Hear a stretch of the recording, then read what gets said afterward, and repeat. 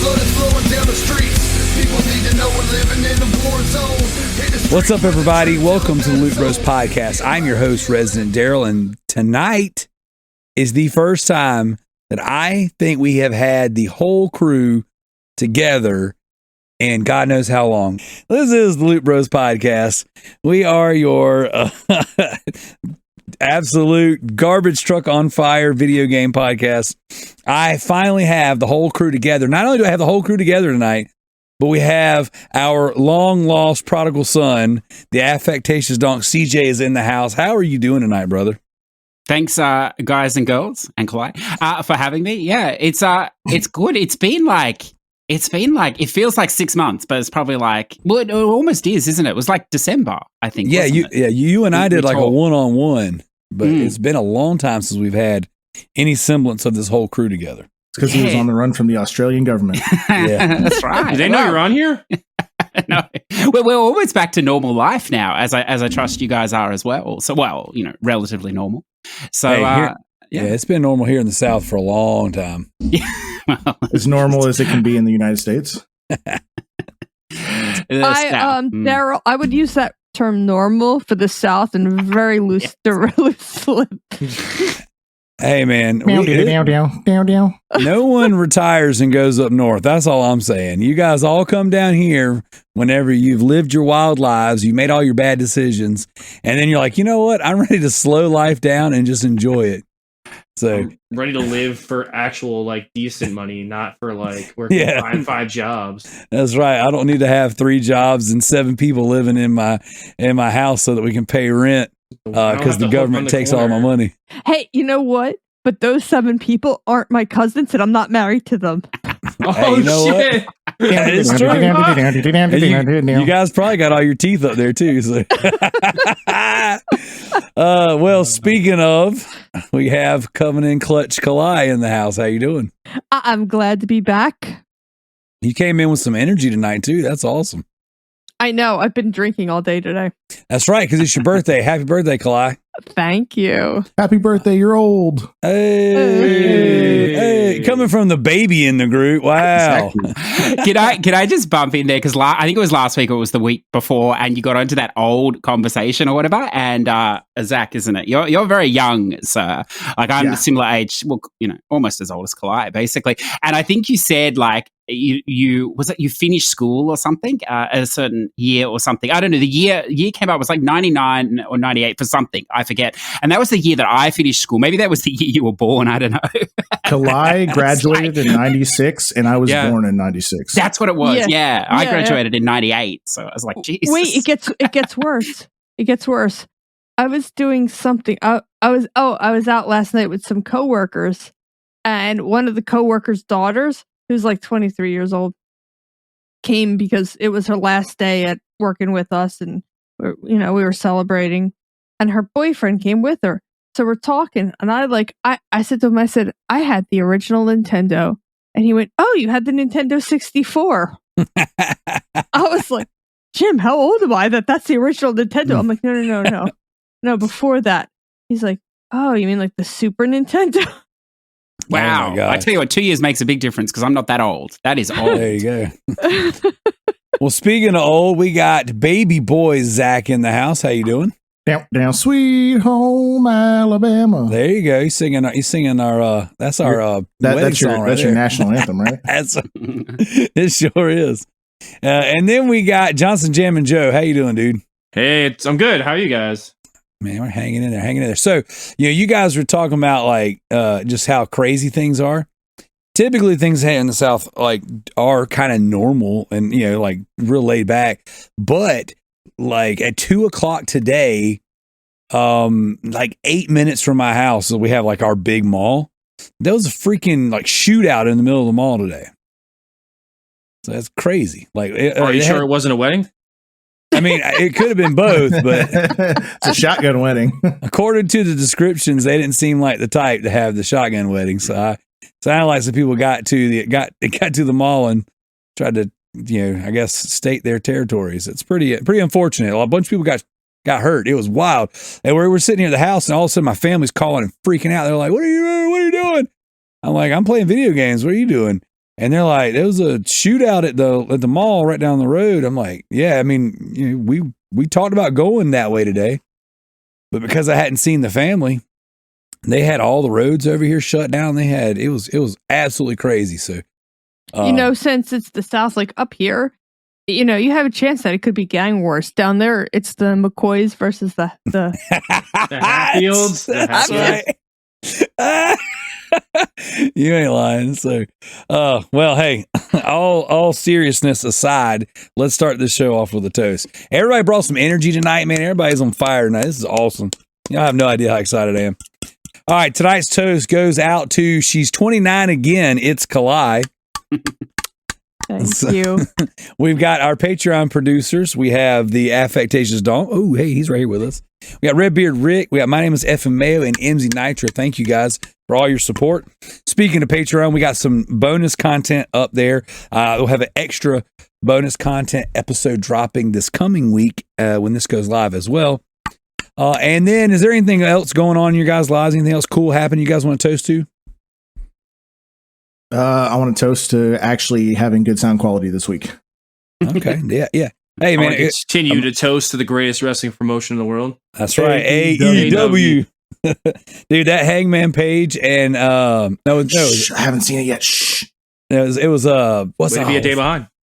Either way, it was good. I saw the highlights. I don't even have access to it. All right, here we go. Toast it up. I just all over me. Gatorade. So my family has been in Florida all week long. They got back home late last night, and you would think, so for a little bit of kind of context, color commentary, I'm never alone. Like, I always have a house full of youngins. I've always got my wife. Like, I've always got multiple things to do at one time. Like, I'm never alone. I'm never, ever bored. When I hear people say they're bored, I scratch my head because I'm like, how can you be bored with all the crazy cool things we have to do? Mainly video games. But like this week, my wife and kids were gone. So I went and saw The Batman Tuesday night. And then I went and saw Morbius Wednesday night. And then Thursday, I was going to go see Sonic, but I was like, you know what? I'm pretty sure my kids are going to want to see that. So I waited, and I was like, I'll stay home and play games and work on some of these pledges I have. By 11 o'clock rolled around, I was like, all right, this is enough of this. These kids need to get back in the house. My wife needs to get here. It's so much more enjoyable to play video games when there's 50 people around you trying to make you stop playing. Whereas when I just got free run to play whatever I want, I couldn't decide on what I wanted to play. I didn't know what I wanted to do. I spent more time looking at my list of games than I did actually playing. So it was definitely interesting this week. But I made up for it, guys. We're going to talk about a bunch of games today. We brought CJ on specifically to talk about a lot of games. So we're not going to do a typical what we've been playing this week, because this week's official topic is going to be all about what we've been playing, not only currently this week, but what we've kind of a recap on some of the highlights for this year so far. How does that sound? Twat, twat, twat, twat, twat, twat. Oh, snap. He's getting to the twat early. So Twat. What I want to do. Much like a high school senior. Oh, hey. It's a race. You're supposed to be trying to win, right? That's what I tell my wife. You know when you said you're never alone, I know this guy. I don't know what he did, so I don't know. He cancelled, but I don't understand that either in America. But maybe he's okay now. The Louis C.K., the comedian, and he does so whatever. If I shouldn't be talking about him, whatever. I'm Australian, it doesn't matter. But he does this bit from years ago on his thing about how he's never alone, and he has a young daughter. I think he might have a young daughter in real life, so it might actually be a true story. And he's talking about having the need to take a dump, and so he goes into the bathroom, but he has to leave the door open because she's really young, so someone's got to watch her. And I don't know if you've heard this one or not, but like his humor's a bit all over the place. But anyway, he's doing his business, pushing out, straining, and she just drops her pants and takes a dump on the floor right in front of him to like encourage him on. And it's just like, And he goes, "You are never alone." And because we obviously don't have kids, so I don't understand that sort of thing. I'm like, that's disgusting. But now you said that, I'm like, I've got images of you doing a similar thing. Oh, absolutely, yeah. But I have 3 kids, so there's 4 of us dropping deuce at the same time. That's right. Nah, it's like there's so many comedians that make jokes about how when you have kids, it's like you go to the bathroom for the only peace and quiet you're going to have, and then there's little fingers coming on the door, and they're like, "Daddy, what are you doing?" Well, it's the same thing here, but now my kids are older. My youngest is 7.5, so like, nowadays everything's pretty, everybody's pretty self-sufficient. But now it's like, it's not, hey, fingers on the door. It's everyone beating on the door saying, "Dad, what are you doing? Dad, I need you to do this. Dad, it's my turn. Dad, I need the bathroom." And it's like, oh my gosh, you can't get any peace. But I mean, after going a week without having that, it's odd. It's quiet. I understand. And I know this is kind of a dramatic way of putting it. But people who get that empty nest, thing where it's like their kids are all grown up and they move out. And then it's like, it's quiet and you don't know what to do with your life. Like, granted, I only did that for a week, but that's insane. Like, it's so incredibly quiet. And one thing you guys don't understand, if you don't have kids, and I say you, not the podcast panel, but like the general you, is how fast you can get in and out of a store without children. Like, it is comical how fast I was able to go grocery shopping. I went grocery shopping and walked around half the store aimlessly with no real intentions and still made it out in 30% of the time. Like, I was able to go to a store before my movie was scheduled. So I had some a Zoom call, some online training I had to do for my new job. Did that for almost 2 hours. And I'm like, oh, my movie starts in 25 minutes. I was able to make it to a store, go in and pick out something that I wanted, make it to my movie, and still got there before the previews. With children, you can't get out the door on time. Like, it's impossible. And as soon as you walk out the door, somebody's got to use the bathroom. Somebody forgot something. Oh, did you brush your teeth? No, I forgot to brush my teeth. It's 7:00 at night. Why haven't you brushed your teeth yet? You know what, Kalai? I think for the next Resident Evil 9, for the deluxe edition, they should do like you get 3 kids for 3 days DLC in your house, because that would be far more terrifying to, people without kids than any sort of game they could make. You ain't lying, so. You can have mine. He knows what's that. You see, you and Joe still got your young ones. So like, it's a lot more difficult whenever they're not self-sufficient. At least mine are at the age now where it's like, if they don't like something or if they're hungry, I don't have to stop. You can go make your own sandwich. It's like, you'll be fine. You can wipe your own butt now. So amazing how different our lives are, Darrell. It really is. Hey, well, I got one more, and then I'm gonna pass it off. So I was here with the animals. The kids were all out, in Florida at the theme parks with my wife and my brother and my sister-in-laws, all that stuff. So everybody's living it up, having a good time, shutting down the parks, they said. So I'm here with the dogs, and I go take a shower. I don't even take a 15-minute shower. I come back. Oh, hang on. I've got a subscription service to this website, and I got blocked last time I was on it. So only easy with where this goes. That's right.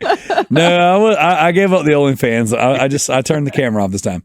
So I take a quick shower. I get downstairs, and the dogs have busted into one of the kids' rooms, tore up some action figures, swallowed a bunch of limbs, and then are proceeding to vomit in the floor. Like the chewed up action figures. So I thought this story was going to end. The dog hasn't been able to look me in the eye for the last week. And I was like, oh my God. No, I'll save that story for later. But I'm like, man, what is this crap? And so not having kids is one privilege. That was one thing. But then having to take care of their animals while they're gone, that sucked. That was a whole nother thing. So it was definitely interesting. CJ, man, how have you been? You haven't been on the show in a while. Tell us what's been going on with you.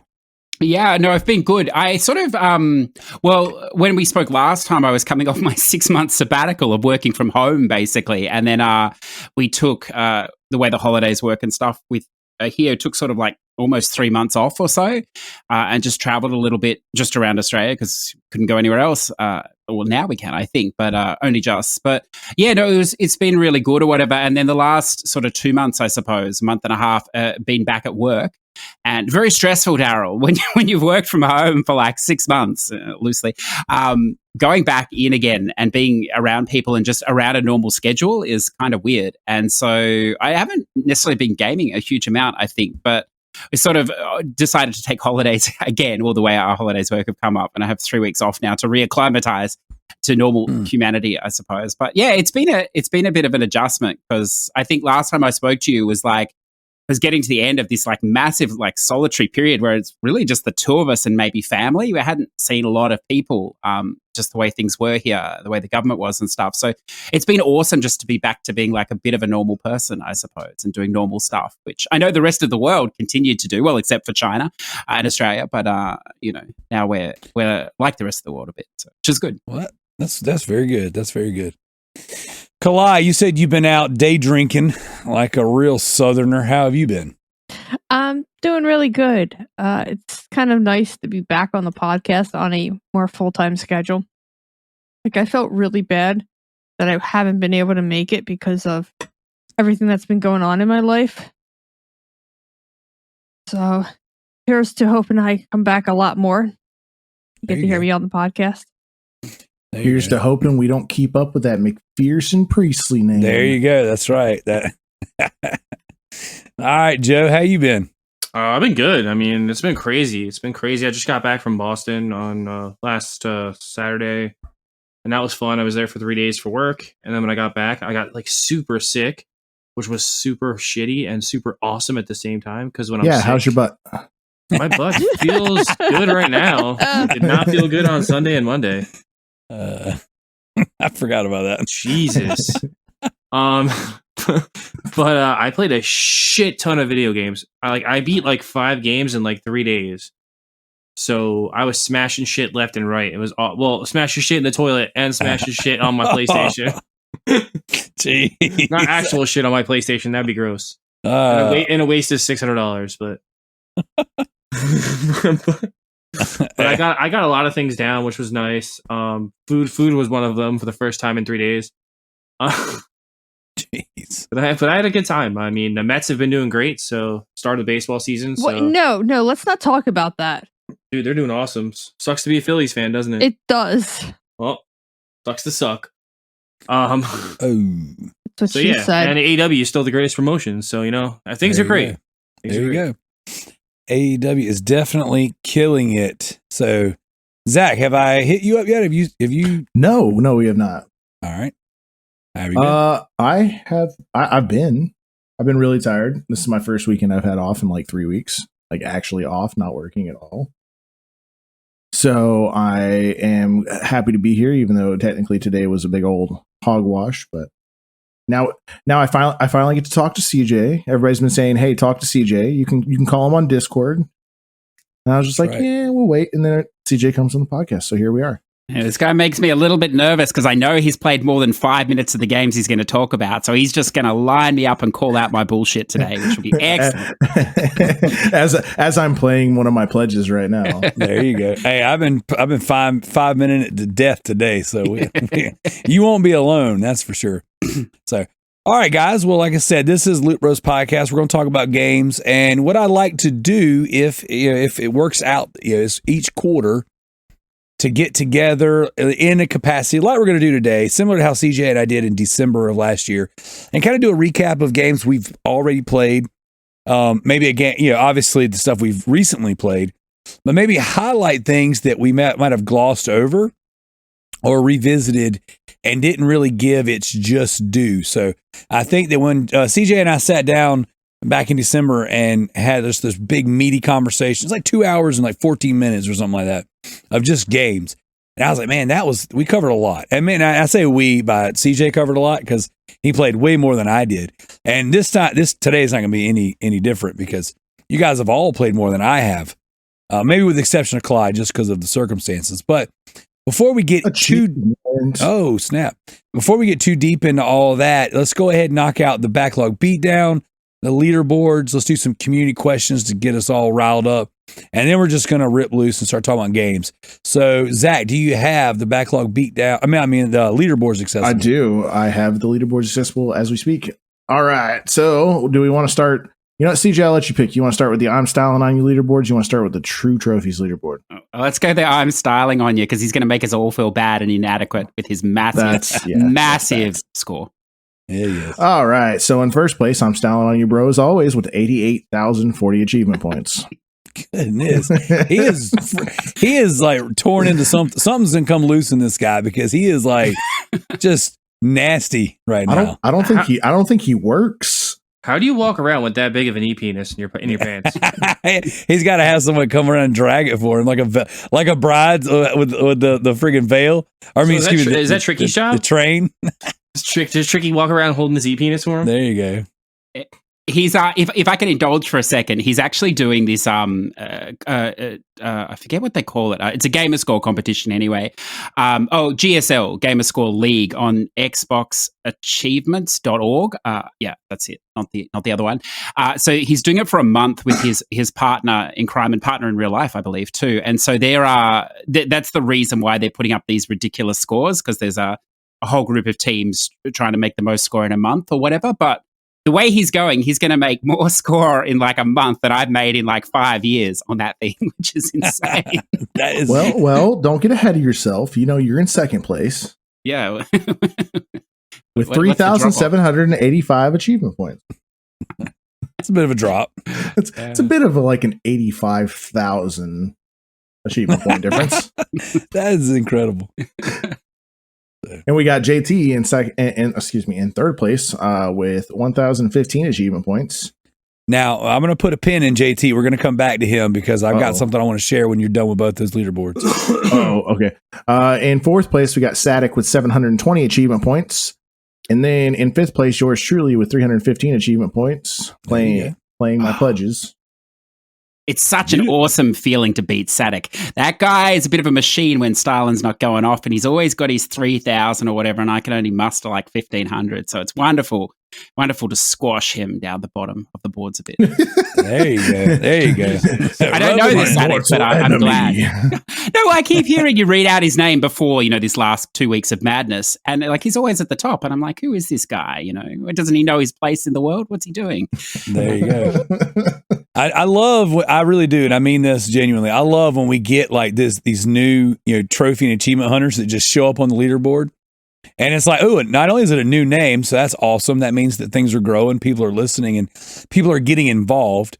Because, a large portion of our show each and every week is just things to do with the community. And so I love when people are joining and people are getting involved. And then whenever they come in and just really drop that mega D on the leaderboard, it's like, I'm not just here to have my name read out. I'm here because I want to friggin' take ownership of whatever is happening right here. It's awesome. And he's like, I don't know him at all, but I looked up his profile a while ago, and he has like 700,000 or 800,000 gamer score. So he's obviously a serious player or something. But there you go. It's good to see him put in his place at least for 1 week. He'll probably come down next week and drop 140K. He's like, oh, dude, you done called him out now. So I expect to hear from Sadik, and I also expect to be for him to take that leaderboard next week. So the gauntlet has been thrown. Let's do this. You know what he'll do? He'll come on next week and he'll be Sadik on the PlayStation with like 2,000 trophies. He'll just silence it all. There you go. So what else you got, Zach? I got our True Trophies leaderboard. In first place, we got the Affectatious Donk himself with 407 trophies. There we go. See, you're first place on one board. There's a lot of trophies in Ghostwire Tokyo, isn't there? Jeez, I didn't realize there were that many. Your last one was in Babylon's Fall. Oh my God! Played that thing? Yes, this is why CJ is the best of us. How many people in the world paid full price for that game? Put your hands up. I wonder. Dude, I think I heard on a podcast the other day that the Steam concurrent players was 10 last week or something like that. We'll definitely talk about that game later. Oh, I can't wait. I can't wait. In second place, we got Redbeard Rick with 93 trophies. There you go. There you go. Well, don't you guys worry. Redbeard Rick and his son, James the Nerd, are going to be tied up watching the Lord of the Rings trilogy. So we all get a bit of a reprieve from them dropping points on us in the Backlog Beatdown. That's what you think. I called him out earlier. So third place, we got the Loot Bros on Mr. TMNT 84 with 58 trophies. Yeah. Oh, okay. 58's not bad. Yeah, not playing any of his pledge games. Ooh. He has the most pledge games out of all of us, and he's not playing any of them. I am playing them, just What are you not playing? not right now. Yeah. Mm-hmm. I put percentages for how far I am through each of them. Uh-huh. Yeah, oh yeah. Yeah. Uh-huh. Okay. You know what? Didn't help you on the leaderboards, though. Zach, you know what? I don't think that you got a whole lot of room to talk with this one because for y'all's race to 100, you're getting spanked. I know. So I got to come in. I got to come in really for my bad boy Joe habit on of that one. I have a really bad habit of like playing a game like God of War. I'm like maybe an hour from finishing. Oh, Really that's bad habit of nice. playing games and then leaving them. How many games you finished? 6? 7? Ooh. 7? It says a lot about a game that you can't even be asked to finish the last hour. It's just like I'm done. I can't put any more time into this garbage. Well, I played it so much. Like I think I sat down that was when we did our 5-hour long podcast with Tricky. And I played it for 5 hours straight while listening to Tricky talk. Now every time I play God of War, all I hear is Tricky's voice. Okay, that's fair instead of boy, he hears. No one knows who Naughty Dog is. Capcom's not even a developer. Capcom's not a developer. Roman Reigns is the best Did I tell you, WWE Zach, I champion got a we've ever code for had. this game 6 months before the game was even made. It's amazing. Oh my gosh! Oh, dude, I gotta bust Tricky's balls for a little bit on this one. So the other Neil day, Druckmann sent me a copy. the other day he was talking about how he got his Horizon Zero Dawn code or whatever. He got that review code, and then Alex called him out. He goes, "Yeah, you got a review code, but you never did a review for it." He's like, and then he was like, "I mean, I had submitted my review for another website, not my own, because I got it from a friend." yeah, he was like, "Don't be messing up our relationships. Oh, Don't you be doing that." That was a great episode. What a turd. Okay, so I wanted to kind of pop this in real fast because our good friend, that one, Steven Seagal, sent me a message earlier where he has been straight slaying on one of the leaderboards. Well, fine. I won't finish our leaderboards then. That's right. You're not going to because I'll forget. So here we go. The Loot Bros official Steam leaderboard. You guys remember that one? Nope. That still exists. Yeah, well, okay, so we quit calling it out because The only two people on it are Kalai and T-Bird. That's it. well, so there's 5 people on it right now, and there's it's updating score, and it finally took my score away from me because remember this is like 2 years ago we were reading this one out, but it wouldn't ever change, like it wouldn't update. So the Alpha Seagal, Mr. JT, has 35,142 Steam achievement points. I thought that site just tracked your RedTube hours. Does that actually track other things too? Man. Oh, wait a second. That might be the last thing he was playing. He's going to be raw and chafed. So. Super hentai girls boxing. Okay. Yeah, that's that site. That's so funny. But yeah, so JT did top a leaderboard. It wasn't one we've been reading out. So I think maybe we should probably trying to incorporate that one back into the mix and see if it's updating correctly. Yeah, I took a stab at it, remember? I mean, it's been a long time, so we can definitely do it. So I know all you PC nerds want to read your little Steam Chiefs out. But, go ahead and finish, Zach. I just my hands were free. I had to go ahead and rent it out. You know what I'm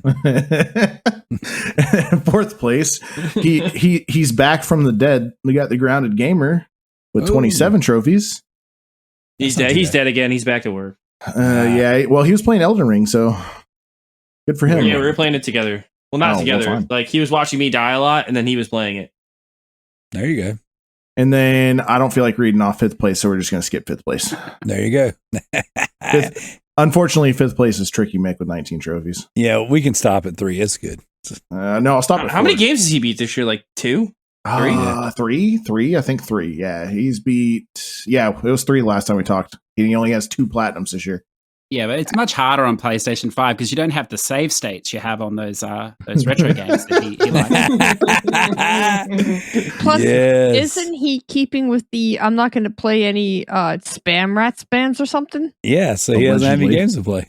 I'm waiting for him to start replaying all the shit he beat like 5 years ago. He's like, I'm gonna beat Mario again, and Legend of Zelda, Wand of Gamelon, and Hannah Montana. And Hannah Montana. Yes, Wand of Gamelon is that shitty 3DO game. Oh my gosh, that's hilarious. So he's been playing that new Lego game, so we got to give him some credit where credit's due. What credit? So, oh, he beat the Lego game, so now he's at 4 games. Now he's at 4. Yep. There you go. So, congratulations, Tricky. He did it. Yay. So, all right. Kalai, backlog beatdown. You ready to rock and roll? I am. Let's get it.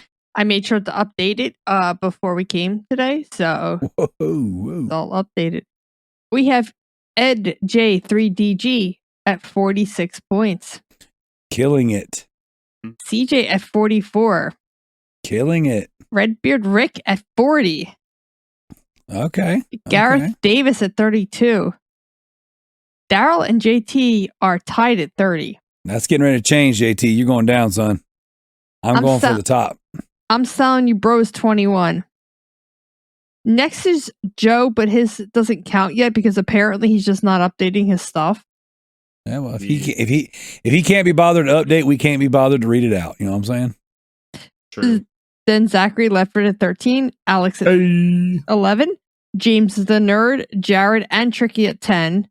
Homer gets stuffed at 9, Corey at 9, though I guess he's not updating his stuff either. He doesn't want to add his stuff. No, the Builder's at 8. Wow. He would be farther, but all this boy's been playing is like Dead by Daylight and a couple games, that like don't really end. So he's working on Elden Ring now too, so that'll be a point eventually. I Yield to No One is at 6. Matthew Mullidan is at 5. T-Bird's at 4. James McCall is at 3. 42J is at 2. So is John Michael Smart. I guess he just stopped playing games again. Well, he's been playing Cyberpunk. So I would stop playing games too. I'm at 2. Levi's at 2. Spider Practice at 2. Wow, it's Brandy is at 2. Yep. So hopefully we'll be playing some games soon. So wow, is Brandy can have at least 4 or 5 points. Dude, wow, it's Brandy needs her own Twitch channel. Seriously. Dude, she's been begging me to start a podcast with her. So we're gonna do something. We just can't figure it out. I keep asking her, what do you want to do? What do you want to talk about? And I told her that CJ had pitched the idea about us reviewing, or maybe it was you, Joe. One of y'all pitched the idea of us reviewing reality TV shows. It was me and Zach. Okay, there it was. So she was like, so I told her that like someone had pitched that, and she laughed but didn't say no, which I don't really want to do that. But if it would be funny, just because my wife's pretty funny, I think. So who knows? Who freaking knows? But or she can just talk like really nasty nurse stuff, and I can just like be the layman weird person that doesn't really know what's going on. And I did have this idea too about like dispelling like old wives' tales, like medical wives' tales. Because sometimes you'll like there's stuff that you think you know, and you'll say it because you've always heard it. And then my wife will just straight shut it down, make you sound stupid, but then explain the really nasty version of like whatever it is that you think you know. And not only does it ruin what you think you know, but then you're grossed out because what you now know is far worse than what you thought. So. I'm going to tread carefully here, but seeing you've opened the door, we'll have to go down this line. I have a good friend, another musician whose wife is a nurse as well, or ER nurse or something. She's been all sorts of things. And anyway, she occasionally works on a Saturday night, and she gets photos that she sends to him and then, of course, is shared around or whatever the pub, the following Friday of objects that are inserted into people's butts. Yes. Yep. Does your wife come home with these wonderful? But it's amazing what's up there. It's just So my wife is a labor and delivery nurse. She only does women's services. Oh. So no beehole pictures ever make just it out fugly of babies and things like that. Or? But I do hear stories because her other nurses and the nurses she works with, they have either done the ER or work in the ER. And the amount of things that you hear about getting stuck in people's butts is astronomical. And the stories they tell at the dinner table when we're all sitting around or we're playing cards or something, it's wild. And the amount of older men that get random things stuck in their butts is pretty alarming. I just tripped on the stairs. Yeah, I don't know how that got in there. But apparently there's a certain threshold to where your behind becomes a vacuum. So apparently that you go past that threshold, there's no holding back. So I tell you what, if you don't get that Red Tube sponsorship by now, I don't know what's going on. I just saw a guy on TikTok that his whole entire thing was it was an actual it was a cop. You guys any thought about this? He's like, listen guys, if you wake up with somebody else's pants on, please check for guns, knives, and any other paraphernalia. That just made because of all the excuses they get at the ER for that. Oh, I'm sure. I am sure, dude. That was one. My brother-in-law. He's a cop, and the stories he tells about just the people he comes in contact with, and the way he's really funny. This dude's hilarious. But like he showed me a picture one day. He's like, "Yeah, this is the first guy I ever arrested. I had to arrest him again today. It was like the 13th or 14th time. He was under a bridge doing some kind of crazy stuff.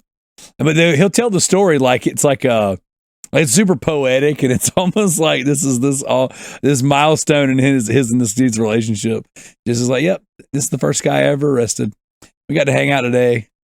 I spear tackled him in front of the police car, and it's they have the wildest stories, man. It's so crazy. So there's definitely something to do there, but we're not going to do that here.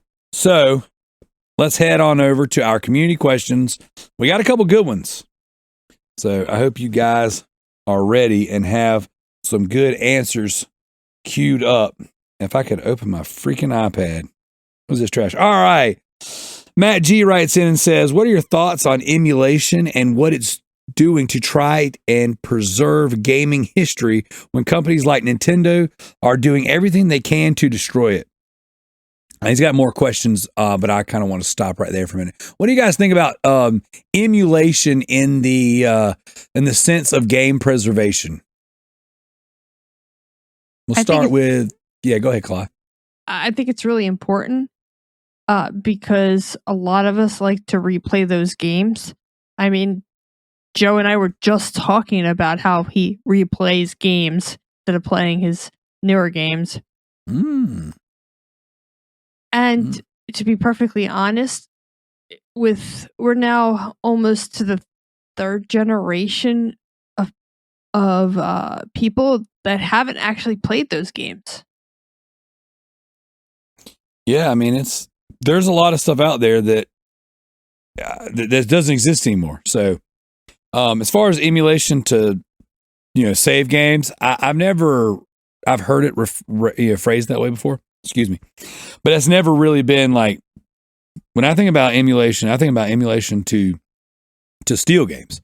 So I've never really considered, the good that can come from preserving it, just from having that code available. But there's so many games that don't exist anymore. And I was thinking about this. I was talking to my kids the other day. We were downloading a bunch of stuff on the iPads, and I was like, man, I bought one of the reasons why I'm an Apple person, and this is an Apple family. It's not only the integration between all the devices, but like the library. I've been with Apple since the first iPhone. So I had iPods. I got all this music I've bought, music videos, because back in the day, buying music videos was the thing. And then it's like all the games and the apps and stuff. And I remember there being some very cool side-scroll beat-em-up Spider-Man games that I bought. And there were Resident Evil games, like Resident Evil 4. There's a version of that was on iOS. There was a Resident Evil Mercenaries that was an iOS version. And there was, even before iOS was a thing, there were like remake-ish kind of mobile versions of the first Resident Evil game.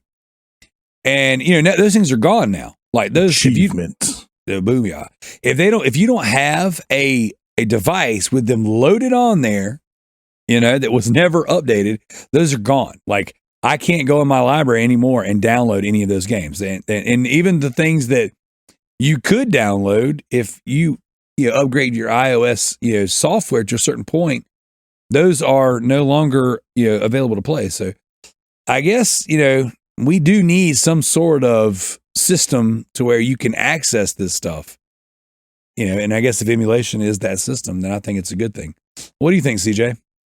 I don't really play retro games, so I don't really know, to be honest with you. So it doesn't bother me because I'm so old that I hardly have time to play the game one time, let alone go back to it. So, but I know it's for yourself, Kalai, probably for Zach as well. You play these sort of games, so it's probably I'm far more interested to hear what you think on it. Yeah. All right. What about you, Zach? So for me, as a content creator, and not just that, as like you said, the younger one, I do enjoy older games, but getting access to those games is a little bit more difficult with where I'm at in life. So if I have the chance to play like an old Nintendo 64 game that I've never played before, or play an old Nintendo game that I've never played before, I'm gonna jump on that, because would I like to support the person that made the game? Yes. But in today's society, you can't do that. It's not like we can do now where, for example, 2K22 came out and they did a really good job, and I supported 2K and bought the game now. That money went directly to the person that made the game. Now, if I wanted to buy, let's say, I don't know, Super Mario and the Lost World on Nintendo, that money is just going to a third party anyways. So if I want it in the future for my collection, cool. But if I can just emulate it and play it, then why not? What about you, Joe? I mean, I grew up in a time when emulation was very huge. Like when people were emulating like Nintendo and Super Nintendo for like the first time, and it was like the most glorious thing. Or like SNES 9X and all those like programs back on the computer when like your computer had to do this, like oh my gosh, the modems. That's so and then funny. your mom would pick up the phone like, "Mom, I'm downloading a Super Nintendo game. Shut that shit off." You can call Aunt Rachel later.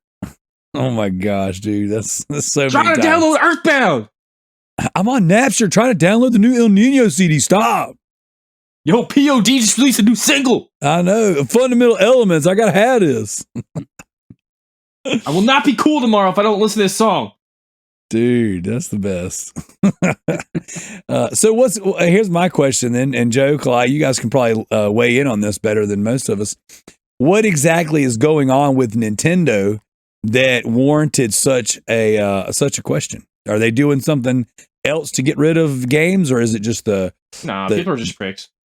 Like they don't want to pay for Nintendo games, and Nintendo doesn't want to give them to us anymore because they don't want to let us do virtual consoles. So I mean, it's a battle with Nintendo right now because they don't want to give people what they want, which is just to be able to piecemeal.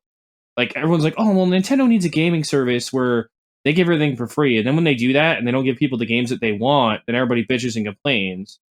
Yeah. People don't understand that the only reason Microsoft is able to do what they are doing right now is because they are Microsoft people. They're not a gaming division. They have a gaming division, but that's not what they are. They are Microsoft. They have more money than anybody on the planet. That's that TurboTax money. Besides like 4 people. Like it's you can't compete with that buying power. They can do whatever they want. It's nice that their gaming division is finally where it should be, because when you have that much money, there's no excuse to not put it into your divisions and make your gaming division the best it could possibly be. But it took a lot of ass whoopings to wake up and be like, hey, we don't want to get our ass whooped anymore. Let's just buy everything.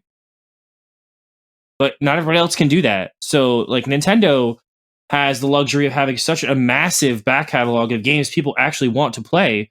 But Nintendo's just a bunch of assholes, and they don't want to let people play them, even if they want to give them money for it. It just makes no sense to me. Like, it's like weird Nintendo decisions. That's what they call them on Kind of Funny. It's like, oh man, they made another WND, another weird Nintendo decision. And that's what they do constantly. They just make these weird ass decisions where they're like, well, we're gonna have a Nintendo online service, but we're not actually gonna put any games you want to play on there. It's just gonna be a bunch of garbage, and we'll throw you a Donkey Kong Country every now and then.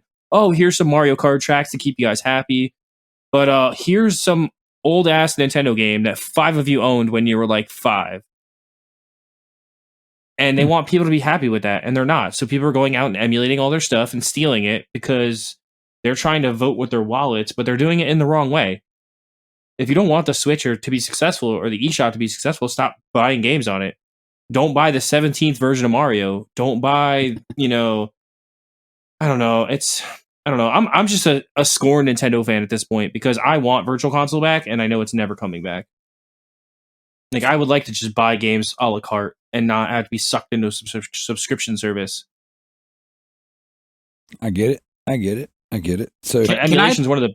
Can I throw? Oh, sorry. One second, CJ. I got one more point. But emulation is the best thing to ever happen to games because it makes gaming available to people who can't afford to game. And whether that's a crime for them to be able to steal games, like I understand they're stealing, but not everybody in the world can afford to play video games. It's a very expensive hobby. And I know people are like, well, you understand it's an expensive hobby coming in, don't you? Blah, blah, blah. Like, I get people like JT tell me, well, why don't you just own all 3 consoles? Okay, why don't you buy me the other 2? Or the other one that I don't have? Yep. I'm in that boat. And people are like, well, you're a brand loyalist. You're blind. You have blind faith in Sony. You don't care. You hate Microsoft because you're just a blind Sony loyalist. No, I just hitched my wagon to one console, and I built a massive collection of games, and I'm not just gonna scrap that. And then knowing my mentality of buying games, I'm gonna go out and buy 700 Xbox games because I can't stop myself from doing that. So I just need to stick with one brand. Because the good thing for you is, Joe, there aren't 700 Xbox games. So, well, there's not 700 good ones, but there is 700. What were you going to say, CJ? I just think it's funny because, like, often when I hear about this topic talked about, on other podcasts and things, it's always from the gamer perspective, which, obviously it should be. They're all gamers. You're all gamers. But the other interesting thing for me, I suppose, because I don't play these type of games, is the preservation side, which. I wonder, like, the problem with classifying video games as art is that most art that we think of as art is freestanding. Like, once it's created, it will exist after the fact. And the reason you need emulation is a lot of these things you're talking about, they can't exist after the fact. They're of a time because of the way they were built with the machines or whatever the power available. And so, it's very clear from listening to you talk and from hearing other people that Sony, Nintendo, and Microsoft, they're a business, and the emulation they're providing is for financial gain, and more so than perhaps preserving anything. And I know there is some digital private library that's trying to, save all these games or whatever, but until, I don't see how you can really classify, like, it's a thought in the side of legitimizing games if you can't show a back catalog that you can with art. Like, if they could show games and I know there are some that exist, but if they could show big libraries of games from the 70s, 80s, 90s, show progression, show all these things, and these things existed, free of, they could be played whenever, I suppose, it would legitimize this whole thing a lot more, I think, in a lot of people's minds, perhaps, that aren't just solid gamers. And I think the fact that the 3 gatekeepers that, you think would probably have to do this, the 3 big companies,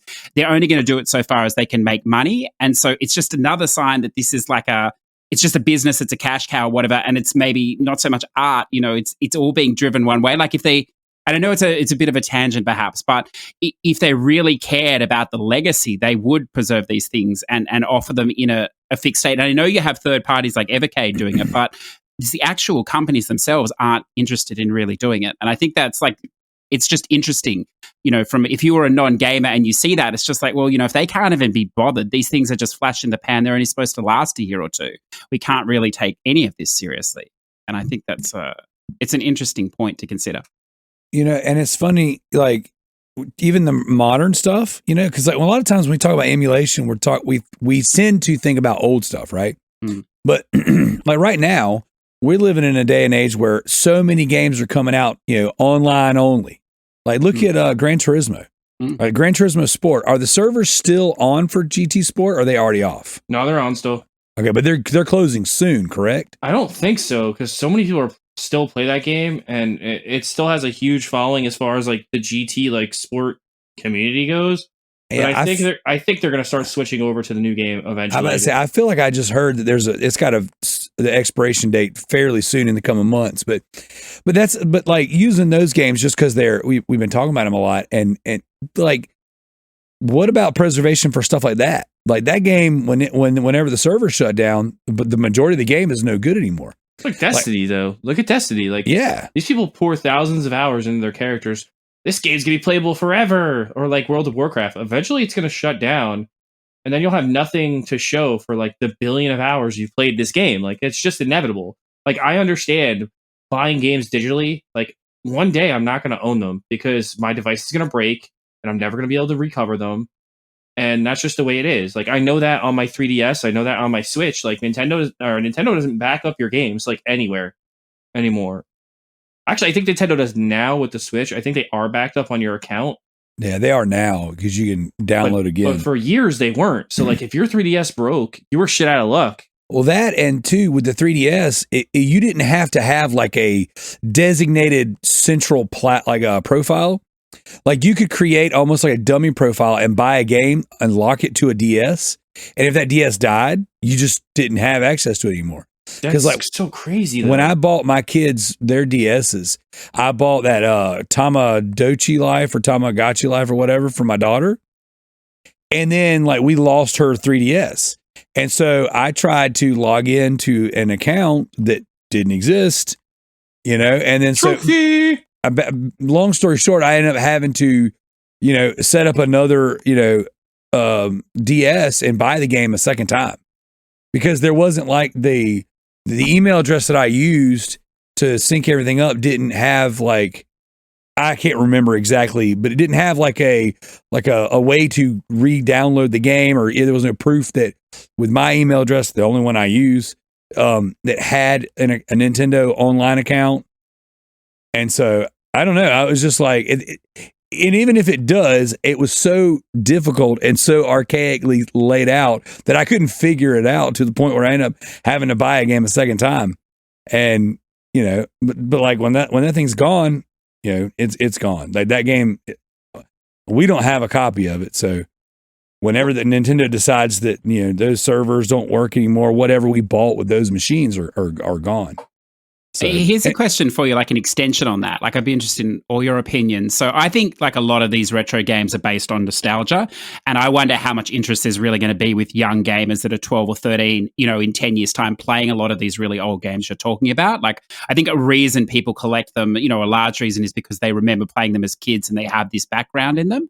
But so, those games, you go play a PS2 game today, if you didn't play PS2, it's as rough as shit. You're like, this, no. But now, like the difference between PS4 and PS5 games are not huge in that, like, in 10 years' time, I could see people still playing PS4 games and not being like, oh, this is like a PS2 game, equivalent now.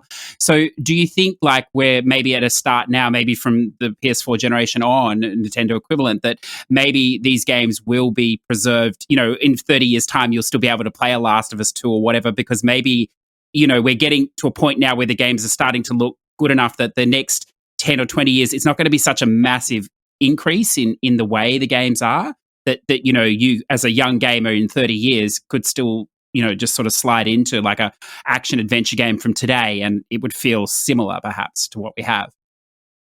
I personally think so. I'd be interested to see what everybody else thinks, but I know that like with my kids, especially, like they play a wide range of games across different systems. We play the Vitas, we play the PSPs, the 3DSs, the Switch, the Xbox, the PlayStation, all that stuff. And, and my kids will pull out their 3DSs and their DSs and play a game every now and again. And, and I can see they still get into it, but like there is a difference on games that not only look old but like they're built on that old like architecture to where they just, I don't know, they run bad, they control really bad. Like it's just there's definitely an era to it. And like I'll use an example of a game specifically that I thought my kids would adore and they just had no time for it. And that's Dino Crisis. Dino Crisis is a PlayStation 1 game. So it looks like tank controls though. It's tank controls as well. and it looks like booty now. But we were playing it on the PS3. You know, it plays like booty. It's got tank controls. Well, see, that's the whole point. But see, back then, tank controls were everywhere. It wasn't just Resident Evil style survival horrors. Like, tank controls was a popular thing, but the gaming has evolved so much that now that's like a barrier almost too far. And I'm not just saying even with young people, just using them as an example though, but like there's grown friggin' adults that might have skipped those games that came from the tank control era that can't go back. So, like me? Yeah. So what do you think, Kalai? What do you think about like games? You know, are we at a point now where games will not age out as bad, or are retro gamers just retro gamers, and if you're not, you're not? I come from an era where we had those classic arcade games, and to me, those classic arcade games will never go out of style. I mean, how many times do you want to put quarters in and play Pac-Man? Till this day, you can still find Pac-Man machines. Never. You let me play Ninja Turtles, I'll do it. I'm not paying for it though, because I'm spoiled at this point. Like, there's so many other medias to play that for free. Like, I would never. Yeah, I feel like this generation's jaded. They don't want to pay for things, especially like people. Like, it's funny because now going forward, everyone wants to be like Game Pass. I'll just wait for it to go on Game Pass. Like, I can't wait for Sony people in 6 months to be like, oh, I'll just wait for it to come to PlayStation Plus. Yep, that's what's gonna become. That already happened. Yeah, it does. Yeah, I hear Yield say it like every week on the show. Yeah, I don't buy new games. I'll just wait for them to come cheap. And then Tricky always complains, well, you're not supporting the developers. You're not going to get sequels. Tricky, they know whether the game's going to get a sequel before it goes out the door. Dude, do you guys based on pre-sales, you can tell if they're going to make a sequel or something. You guys ever listen to the Xbox podcast, the X1 Bros? No.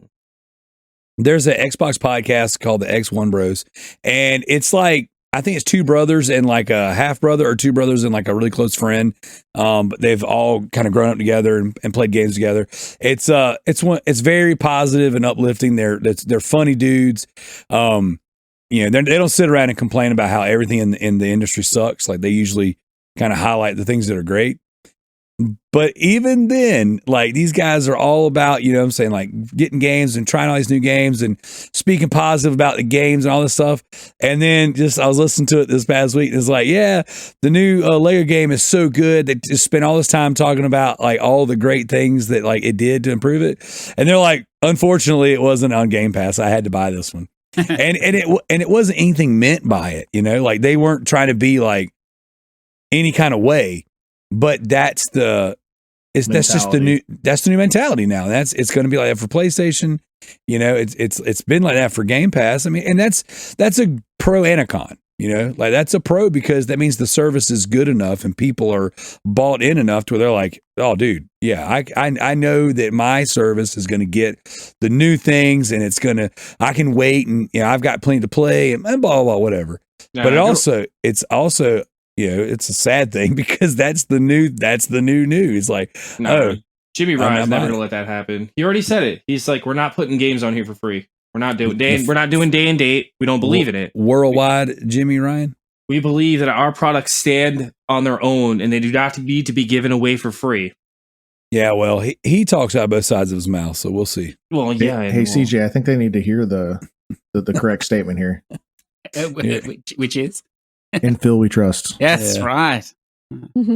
I just like that. Was it the other week or whatever? But it's all over the internet. It's like, fuck Microsoft Game Pass, ruining the industry. Oh my god, Sony's got a Game Pass. It's amazing. Well, and then Sony aren't putting their first party games on because they're sensible. It's because the only thing they have left they can sell is the real reality of it. But it's like I don't know. I think Sony's in. Well, I don't want to go there anyway. But.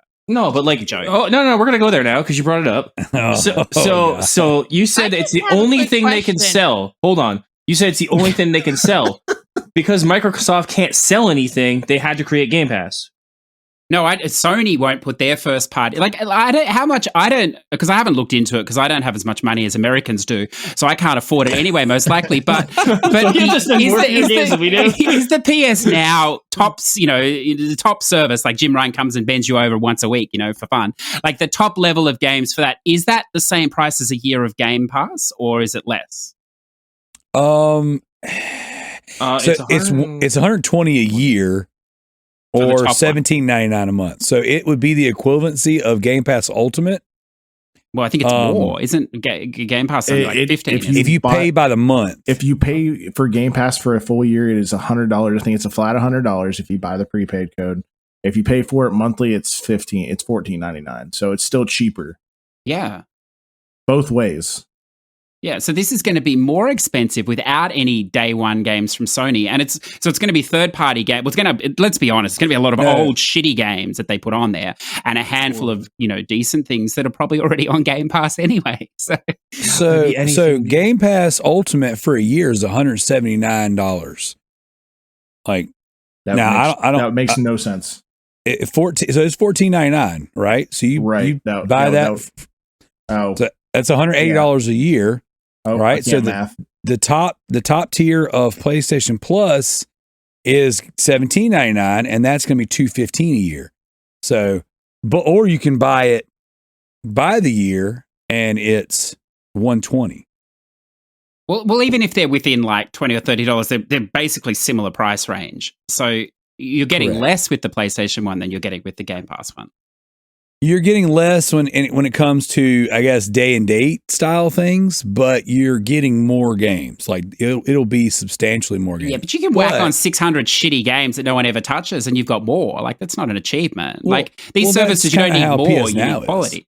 Yeah, that's right. Right. Well, I mean, Microsoft's not putting out quality either, so I don't know. Well, they're putting out third party games. Yeah. They've got that Dungeons and Dragons. No, wait, that was a bad game. That was broken. Hang on. No, they got Halo Infinite. Oh, dang. No, that one was bad too because that one didn't come out with everything. What is that other game they got that was really good? Forza Horizon 5? Oh, yeah, they got that one. The issue is going to be the thing is anyone who's like a sort of hardcore gamer and only plays Sony is going to get it. That's just what will happen. That's what happens with Microsoft. But it'll be more interesting to see what people that play on both do. If you have access to both systems, it'll take a while, but one of them will turn out to be better value, I suppose. And if you have both, I wonder which one you'll choose to have, down the track. Yeah, I will do the same thing I'm doing now. I will pay for both, not use either, and then just make jokes about them on Netflix the show. effect. Well, we talked about it, and the one thing that really bugs me is the fact that you can't buy PS Now separately, because so now I stand to, if I don't start stocking up on PS Now subscriptions now, then I'm going to end up paying more every month. And I don't need PlayStation Plus. I don't have a PlayStation. It doesn't matter to me. Yeah. Well, I'm interested to see how they do things for the PS. What are they going to do for the PS only guys? I don't even know how that shakes out. Yeah, because that's what I'm saying. I'm going to pay more a month. I'm paying $10 a month now for PS Now. And now I'm going to go to paying, $17 a month for one thing that I'm not going to use ever? I don't know. We'll see. All of them suck. All the subscription services suck. There's too many subscription services. It's all in the cloud. When your internet doesn't work, you can't use any of it. So the only thing I'll tack on, because I know you talked about that a few weeks ago, and I don't think any of us really want to go into the weeds on it, but one of the things that interests me with the Sony one, and I don't think they've said yet, although if they have, you can correct me, but obviously I've got a ton of games, so unless it had the first day ones, it's not going to matter for me. It's probably not worth it. So I'll stay on the low one. But what really matters to me is the sales. So, with the PS Plus, you get that extra 10, 20, 30, 40% sometimes. If they lock that under the top one, it's probably going to make it viable for me to have the top one just in what I buy, because I buy all digital. But where they put those sales will be interesting. If they keep that on the lowest one, that would be perfect for me. But I don't know where that will be. And I think a lot of high volume buyers will be in a similar position because they don't really care about the 600 games that are on there. They're going to buy them anyway, but they will go, you can save quite a lot of money with that discount across a year, absolutely. At the level. So it'll be interesting to see what they do. It's very interesting, man. And I wish that it was exciting for me because I buy all the games. I don't play them. I have all the subscription services. I don't use them. And then I sit back and I'm like, what am I going to play or buy next? Yeah. And then, I'm the thing I'm most excited about is the fact they're putting PSP games playable, and that's all I've been able to think about. That's the only thing I've heard is It's like, oh, we're going to do this new subscription service, PSP games. What? You sold me. I'm there. So, Daryl, what you have is what we like to call an addiction. That's the problem. As opposed to everybody else here, Daryl. You're the only one, obviously. Yeah.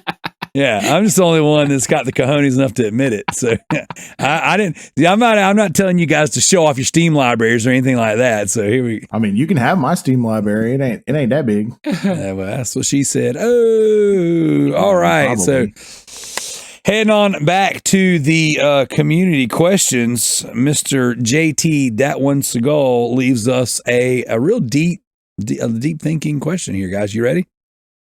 Let's do it. He writes in, he says, poop socks, McPoop socks, give me them poop socks. What's the update on those, Daryl? Can we phone a friend? Call Josh?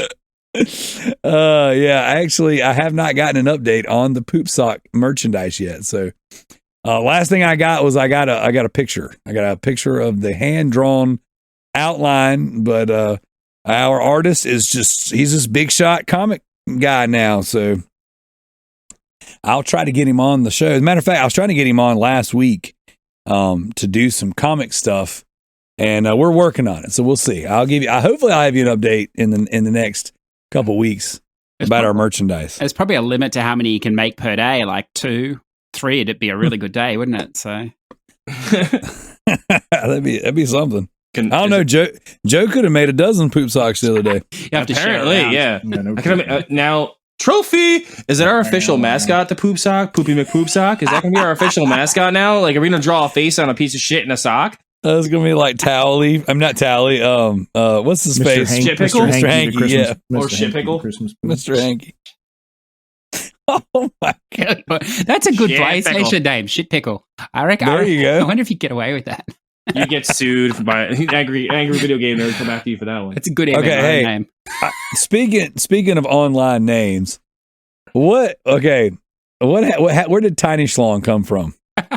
I'm still thinking about Shit Pickle. You could be in the middle of like a dungeon in FF14 and all shit's hitting the fan and you're like, what is the Shit Pickle doing? Everyone would look up and be like, is he BB? And there's actually a guy called Shit Pickle.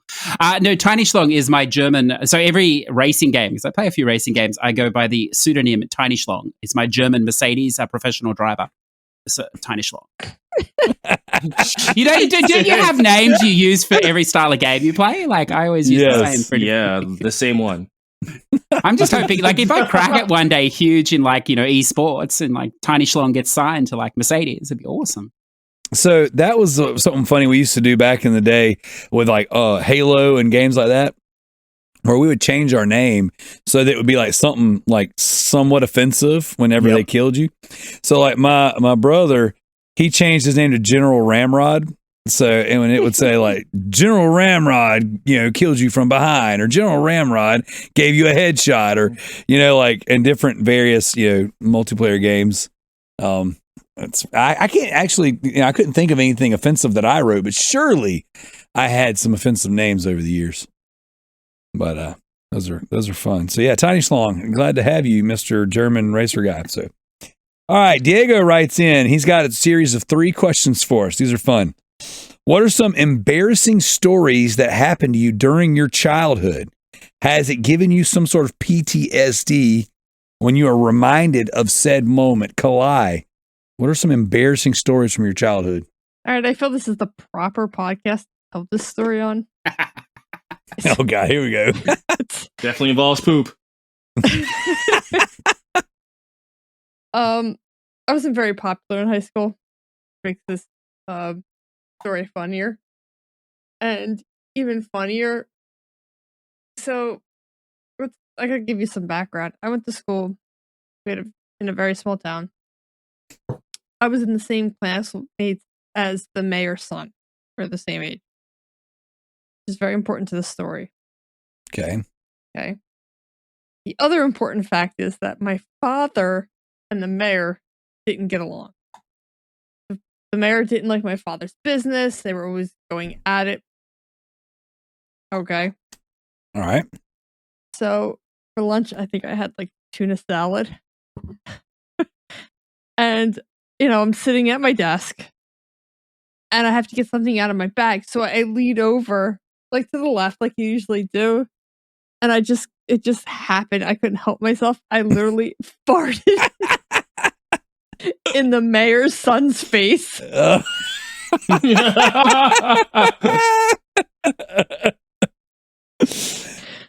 is amazing. So that's a real bucket list moment. Fuck That the is. mayor. Yeah. So I thought you guys would like that. Oh, that is amazing.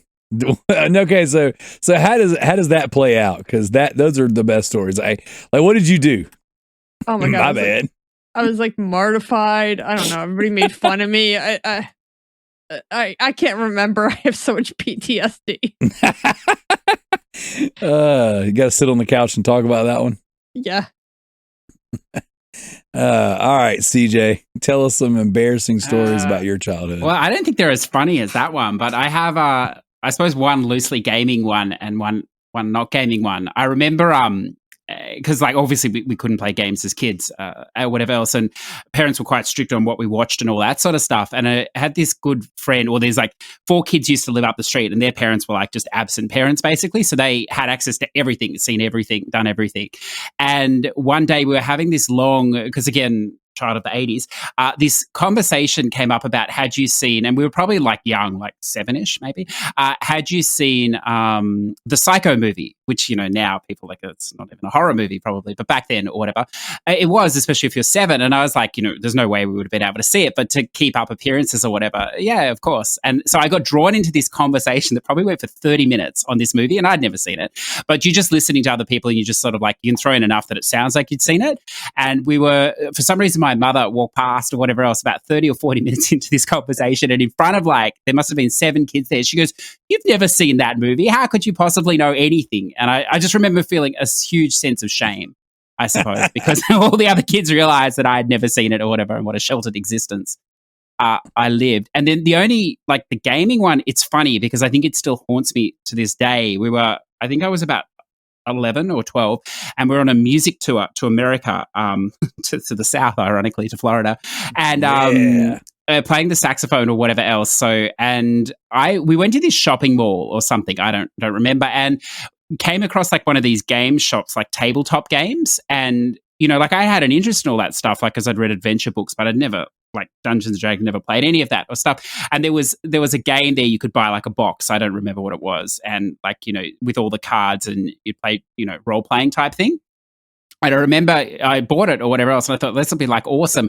And of course, the other kids, I made the mistake of not hiding it or whatever else, because everyone's very cool at that age or whatever. And that was not cool back then, obviously. And that thing got thrown around the bus or whatever. And I had to live with that for 2 years, the boy that plays these games or whatever else. And I've still got, I don't know if I still have it, but I never played it. I was petrified, and I never played role-playing games because I was so embarrassed. It's oh my God. And the funny thing is, they probably played these things as well, just didn't admit it. But because it was back, when gaming was really not cool. It's not like now where it's cool to play games and stuff, but where I was anyway. So yeah, they're 2 shaming stories more than Dude, funny, yes. I think.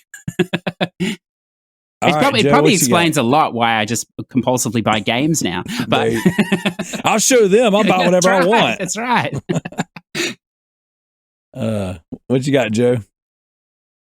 So one time we're sitting outside, eating sandwiches outside of our house when we used to live in an apartment, and there's these bees flying around, right? And I'm deathly afraid of bees. I still am to it as an adult, but I try to play it cool in front of my daughter. I'm not afraid of shit. But so it's flying around me, right? So I get up it to run, right? And those poles that hold up the house?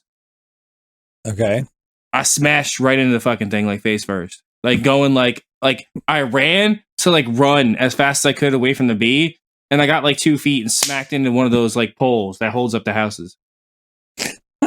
The shit hurts so bad, and then I just you ever hurt yourself so bad, but it's so dumb that you just start laughing as you're bleeding all over the place. Yeah, that's what happened.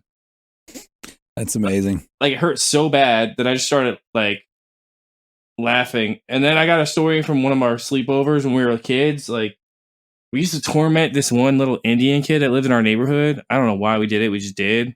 He was our friend, but we were just real dicks to him. It was stupid. So my one friend thought it would be really cool to lock him in his dog cage and throw bread at him. And I'm like, yo, this is not cool at all. That's so effed up. I am not partaking in this at all. And I walked out of the room and all I hear is like, no, I don't want the bread. Oh, that's terrible. And I'm like, let the kid out of the cage. Jesus. That's awful. And then I remember another stupid story is I remember the first time that my friends and I like rented like a racy movie from the video store when we were kids. Whoa. When we were kids, like we got past the, you know, like the black curtain or like the beaded wall that's supposed to block you from getting that stuff. Well, we got through, and we snuck a tape. I can't remember the name of it. We snuck it into a Disney tape and swapped out the tapes very nonchalantly. It was a 3-man operation. We had our one friend. He watched the gate, watched for the parents. The other friend had the Disney movie picked out. And then I was the one swapping the tapes as fast as I could. So we get this done. We check it out. I don't know how the clerk let us check the movie out. Because, like, you know, he had to have seen what we were checking out. Because you got to take it out of the case and run it through the system.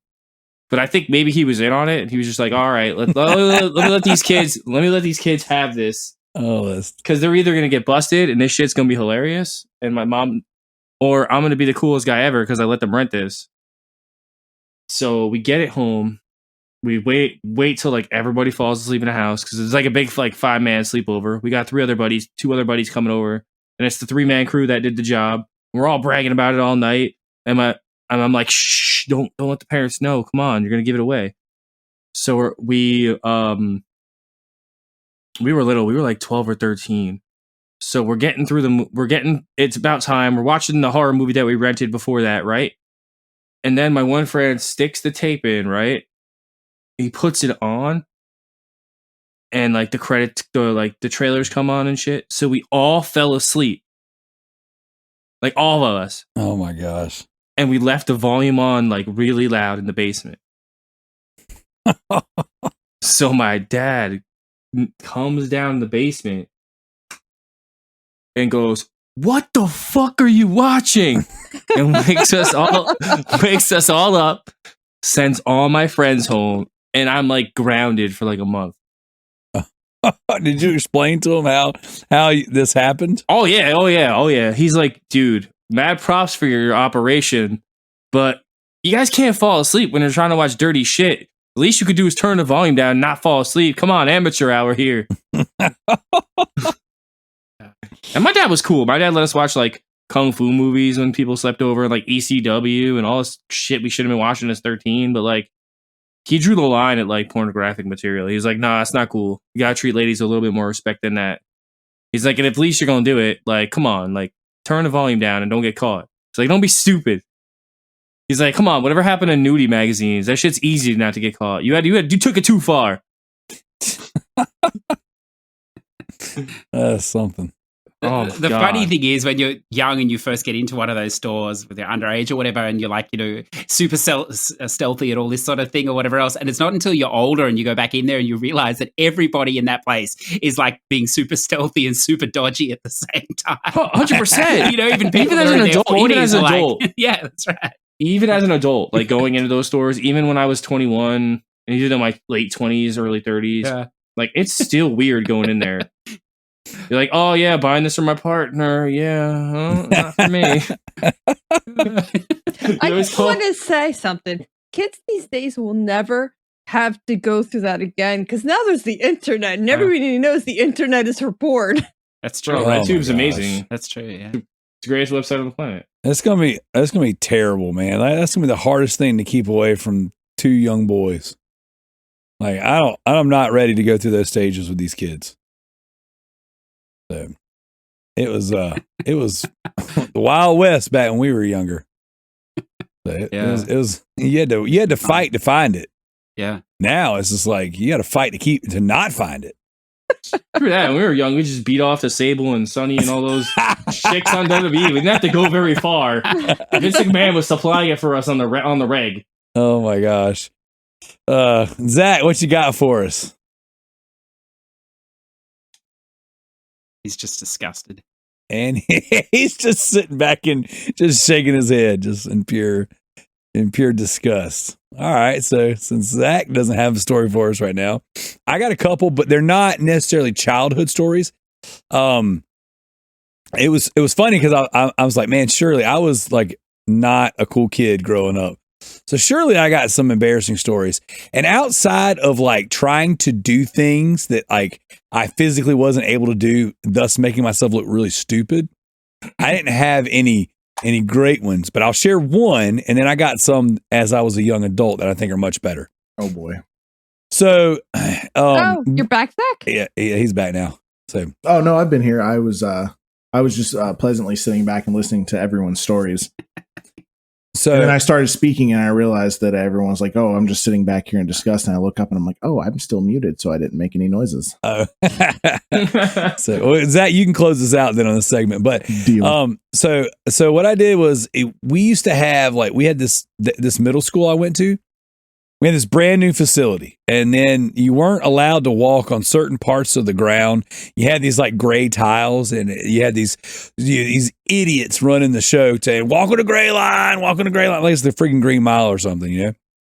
And so what we would do is we'd walk single file, you know, trying to behave, whatever. And you get in the bathroom and you just take off running, and you would run and jump and grab a hold of this beam that was like over the toilet areas, just past the urinals, and you would like swing on it, you'd hold on it, you do pull-ups, whatever.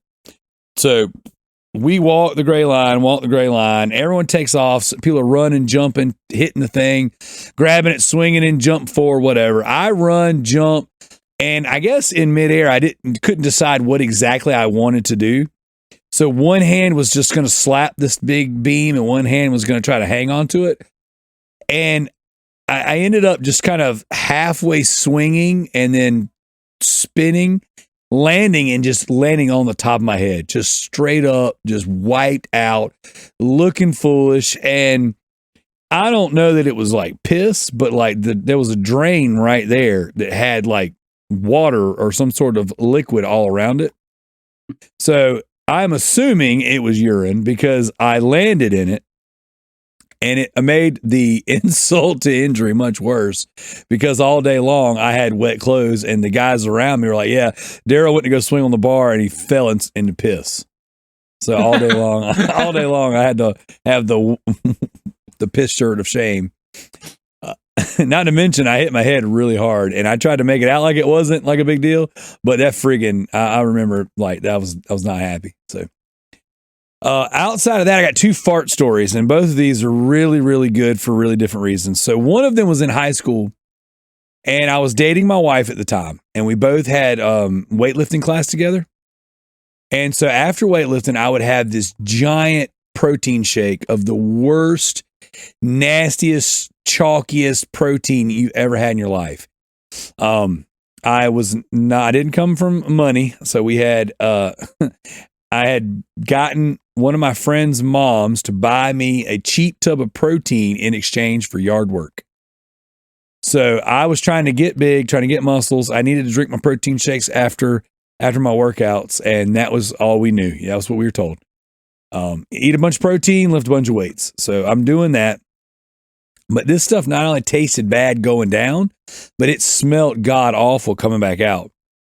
So it was pretty much clockwork. The third period after my weightlifting class, I would have to use the restroom, and it was just nasty.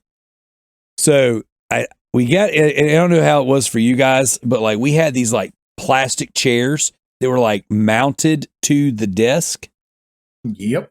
And they were solid backs. There wasn't like any openings in them.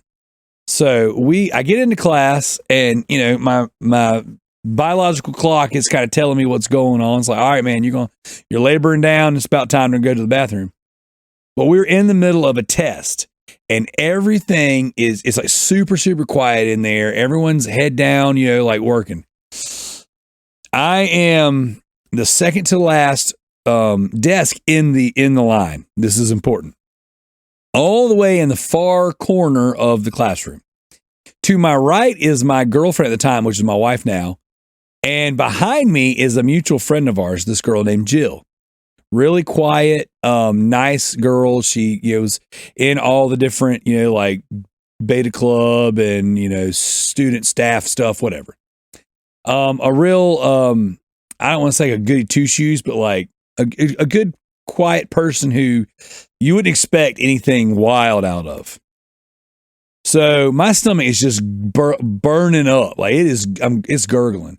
So I lean forward and I like arch up just enough to where my butt is going to ricochet any volume off this plastic. I cut the biggest, loudest fart ever. It was like, whoa, in this quiet room with everyone taking a test. And it echoed like you wouldn't believe off this chair without missing a beat. I turn around and I'm like, oh, Jill. And everyone around me just starts dying laughing, like ruining this girl's life.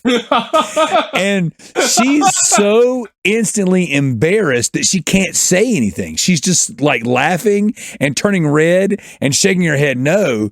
But like, it was too late. The damage was done. Everyone thought she did it because I sold it like I was selling a stunner. You know what I'm saying?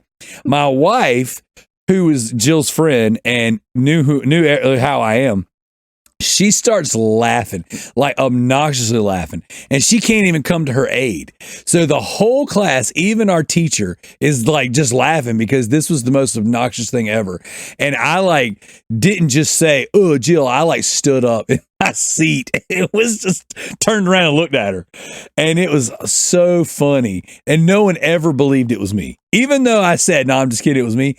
No one ever believed it. It was the best thing in the freaking world. So it's not exactly a PTSD story for me, but I guarantee you, if you find her today, she remembers when I set her up in class. So the other fart story I have, this one was a little bit embarrassing, but almost got me punched in the face. So my brother and I, not long out of high school, we were working together in a pharmaceutical warehouse, and he worked on one side of the warehouse in what they called RX Depot, and I worked on a side called for physician sales and services. And what we would do is we would meet up at our lunch break, and we both had our PSPs, and we would sit in our own vehicles. He would sit in his little Eclipse, and I'd sit in my truck.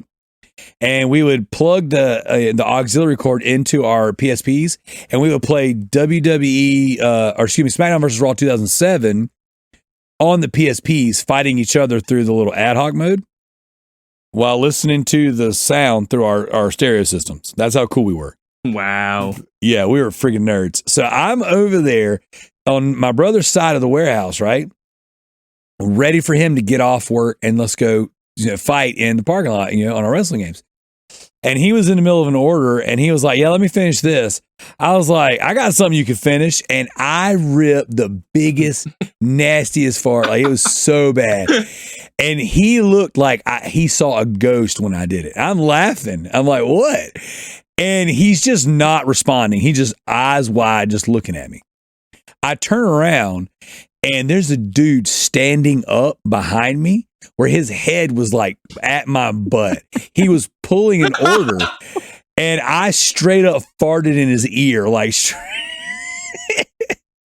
and this dude, he was like jacked. Like, this dude was freaking so jacked, dude. And he looked like a pit bull in the face, right? And he got this real scratchy voice, man. And I said, without missing a beat, I turned around, I was like, dude, that's disgusting. Why'd you do that? And like, he's like, you need to effing step off. Like, he just could not. He was so freaking pissed off at me. And he was yelling at me. But all he could say was step off, whatever that means. But without missing a beat, I turned around and was like, breakdance fight you, Darrell. I blamed him for farting, but I straight up farted in this dude's face.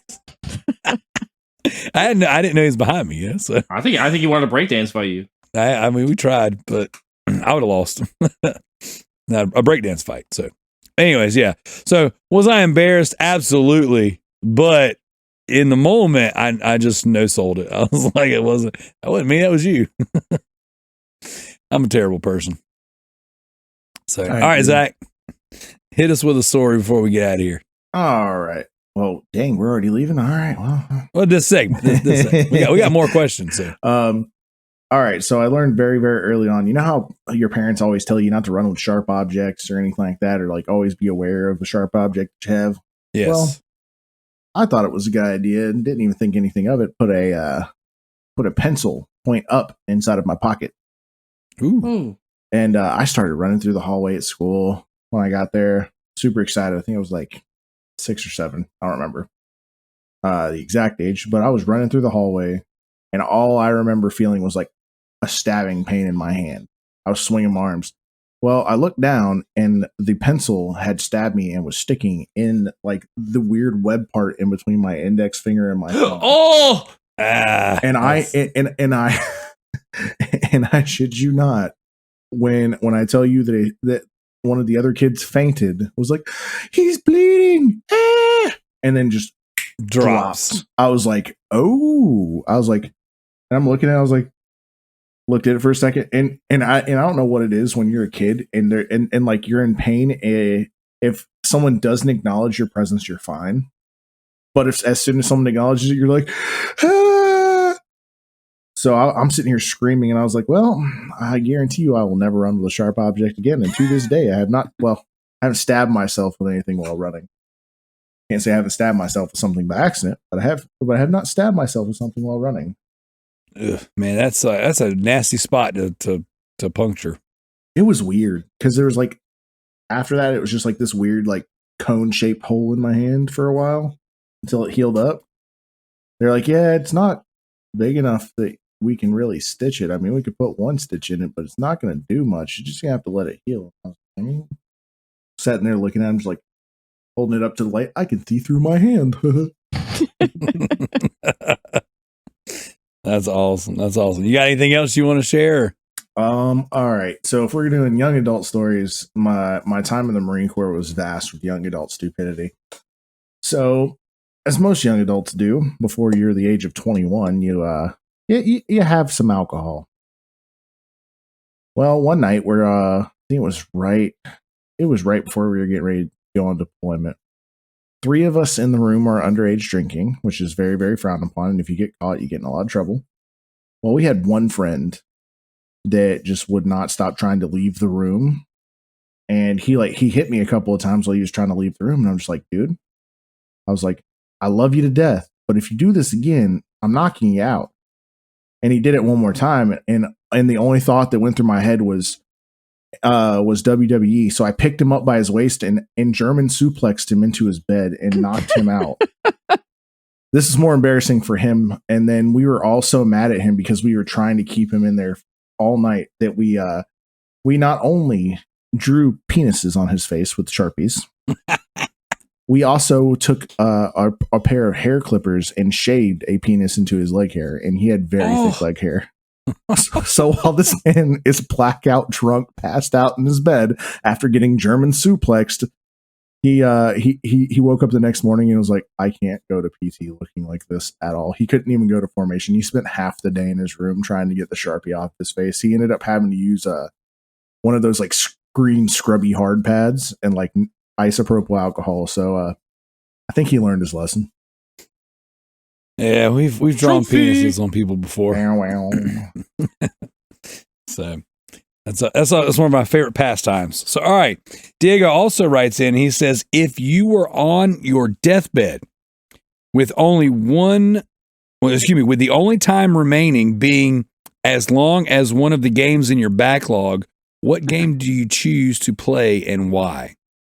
So. Red Dead Redemption. I'd live forever. Yeah. All right. That's a good one. All right. What about you, Kalai? I'm sorry. I didn't quite understand the question. You're on your deathbed. The only time you have left on this earth is the length of one of the games in your backlog. What game? Oh, Elden Ring. Oh, there you go. Now is this for the plat? I mean, I'd go for the plat. Are we doing just the campaign, or are we saying until we complete the game 100%? We'll go 100% because you got to squeeze the most out of it. Assassin's Creed Valhalla. There you go. Still Red Dead. All right, CJ, what about you? We're all trying to prolong our lives, I swear. Oh, never mind. Hyrule Warriors. I'll live forever. It's like 1,000 hours. I don't know. Well, if the aim's not necessarily to play the longest game possible, I don't know. Maybe Final Fantasy X, because I haven't played that. So not the longest game, but it's probably one you should play before you go out. For good. Definitely one you should play before you go out. Yep. I remember liking it. Top five. I've restarted it a few times. Yeah. I've bought Trophy it. list sucks on PS5, on PS4. Yeah. Let's see. What last game I'm ever going to play? That's the length of my life. I got it. Resident Evil 2. No. Resident Evil 4, because you'll never beat that. There you go. Not the way I'm playing it right now. Yeah, because there's no platinum. There you go. Perfect. No, it would be some kind of spam game because he can't help himself. Look, I'm banned from spam right now, so that's going to be the last thing I got. I'm just like, you know what? Give me the latest rat plat, and I'm out. My name is Mayo 3. There you go. Go out with a bang. So, or get the 100% on Hannah Montana on Xbox 360. You know, that's kind of what got me started. That Hannah Montana got me started with trophy hunting. It got me started with Tricky. You know, that's what got me acquainted with Tricky, and then it got me started podcasting. So there's no better way to end this miserable life than with the way I came into it. So I'd play Horizon Zero Dawn because then I'd know nothing could be worse, even in death.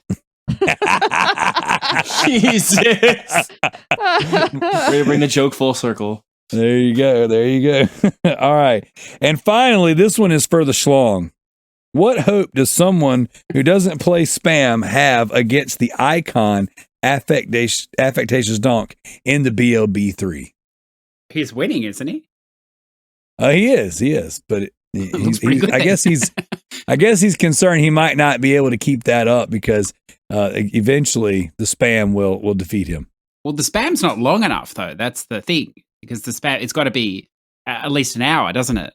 So he's got some protection there. He plays a lot of games too. So I think the real danger is Rick. I don't think it matters what I do or he does. I think we have to watch out for Rick.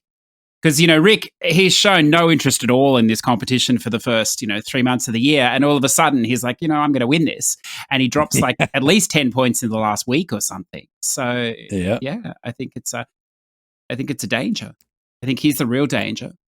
I mean, it's possible EDJ will shoot himself in the foot. That's always possible and just give up. I agree.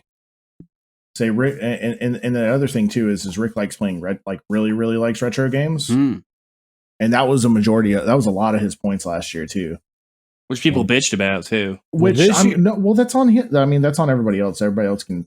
No, there was some shenanigans with the way he was. There were shenanigans. Contra's a 30-second game. And he beat Contra, and he counted it. So, wow. Well, there was shenanigans because of Tricky. There would have never been shenanigans if Tricky hadn't been manipulating the system. No, there wouldn't have been shenanigans if Corey didn't be super smart and hide his first month of points from everybody, and then go, boom, here's 14 games beaten. And everyone's like, oh my god, now I have to beat like 13-minute games because we're never going to catch him if we don't. So everybody changed their strategy and started playing retro stuff that they've probably beaten in the past. Yeah, well, that has nothing to do with him laying the smack is down right now because he's been putting down some. No, he's games. putting some good shit down. He's been playing a nice mixture of games this year. Shout out to everybody this year. Everybody's been killing it. It's been a good one. I just need to put my shit on wax because the last time I counted, I beat 18 and I'm about to beat number 19. So, according to the spreadsheet, that is not the case. So the lie detector has determined that is a lie. Someone said I have to put my own points on, and I don't feel like that. Oh, yeah. I don't feel like that's fair. I don't think anybody should put their own points on because I could just put shit on, and I don't think that's fair. I think according to the rules, you're supposed to provide a screenshot and some proof of your points. Yep. I don't even think you're doing that, so I don't think you're at a pot to piss in there, buddy. I've provided screenshots for everything I've actually claimed points for so far. Okay. And I have fixtures for everything I played. So what's that, 4? Where are we at?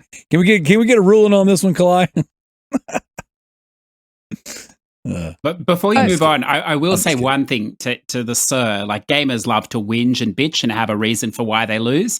So I will just go on the record that he's a completionist that plays older games. So he'll be getting the max 3 points for every game he plays. It's rare that I play anything that wasn't released yesterday. So the best I can do is 1 point, because I'm not going to plat most of the games I play either. So he's at a huge advantage. And really, I should be getting a handicap against him of, say, 60 games, I think, to be fair. There you go. I just think we should stop counting platinums. Hey, so check it out. So this is a little bit of strategy time with Residentdarrell here. So what I decided to do in the spirit of being a gamer and always have an excuse for why you're not winning, like lag or hacking, things like that.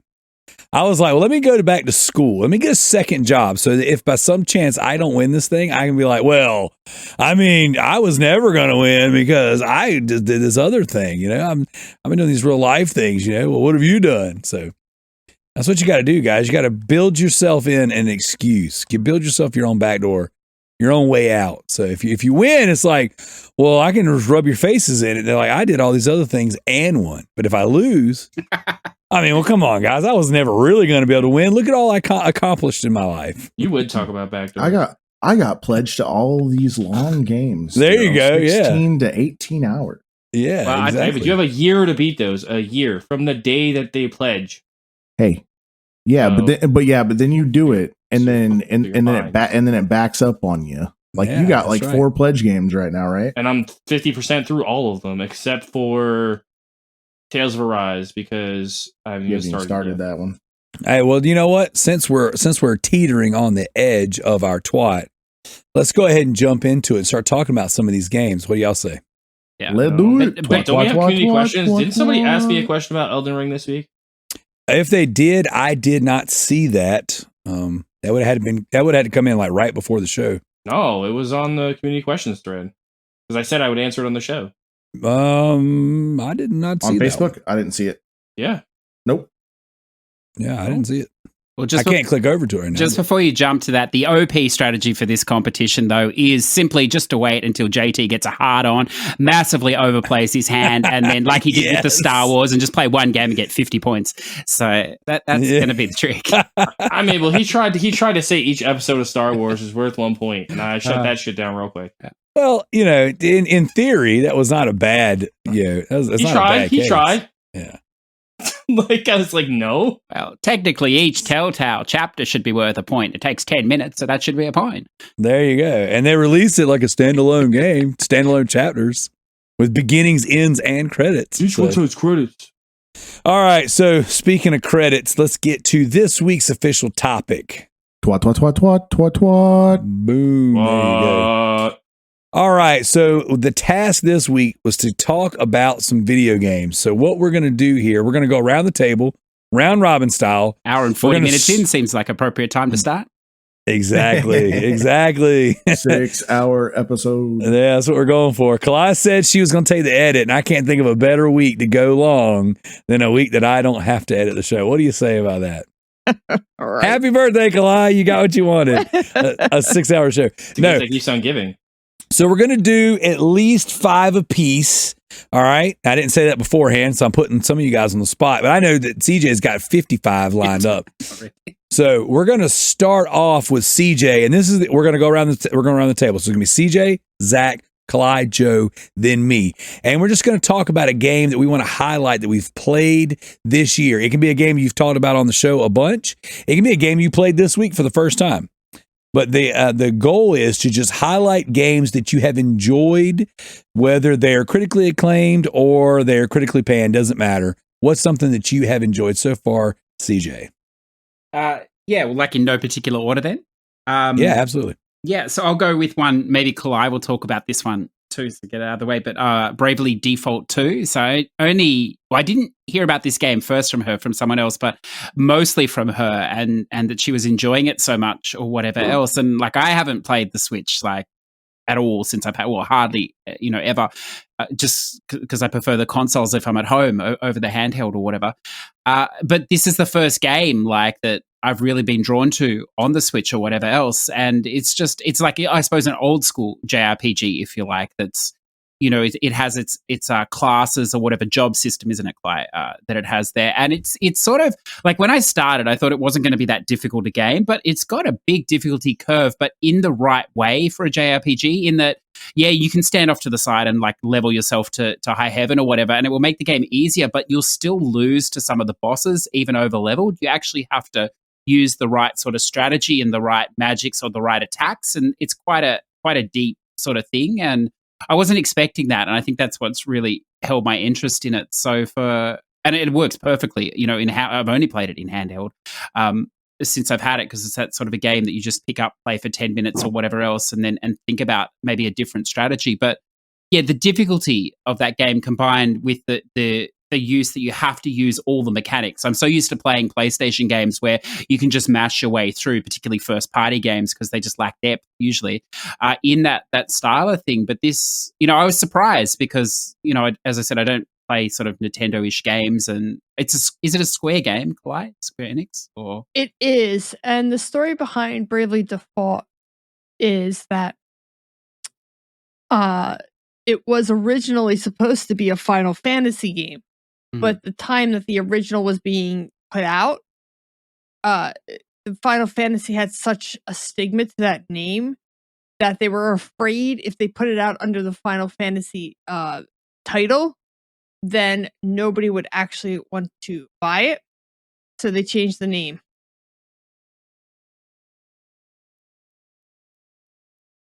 Do you want to talk more about it? Because I think you're a bit further than I am in it too. I am a lot further. This is going to be one of my games. You know the people who made Bravely Default made a Final Fantasy game, Claw. You know that, right? It's called Final Fantasy and the Four Heroes of Light, and it plays exactly like Bravely Default 1, almost exactly the same class systems and everything. And that's why they were going to make the sequel was going to be a Final Fantasy, like it was going to be one of the next games in the series. But yes, you're right. They changed it at the last minute because of the stigmatism that came off of Final Fantasy 13. And 15. Correct on that. But they did make a game called Four Heroes of Light for the DS, and it's amazing. One of the best Final Fantasy games.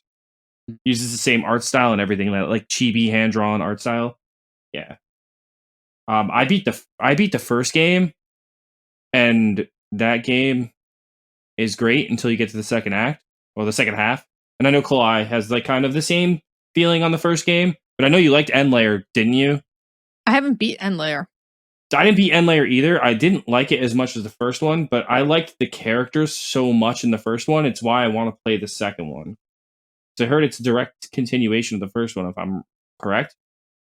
The second one, sort of, yes. So I will go back to what I was going to say about talking about this game, because this is one of the games that I played recently. Go ahead. There is a little bit of continuation, but only in the fact that you see some of the original characters show up. The current characters, it's a whole new set of four characters.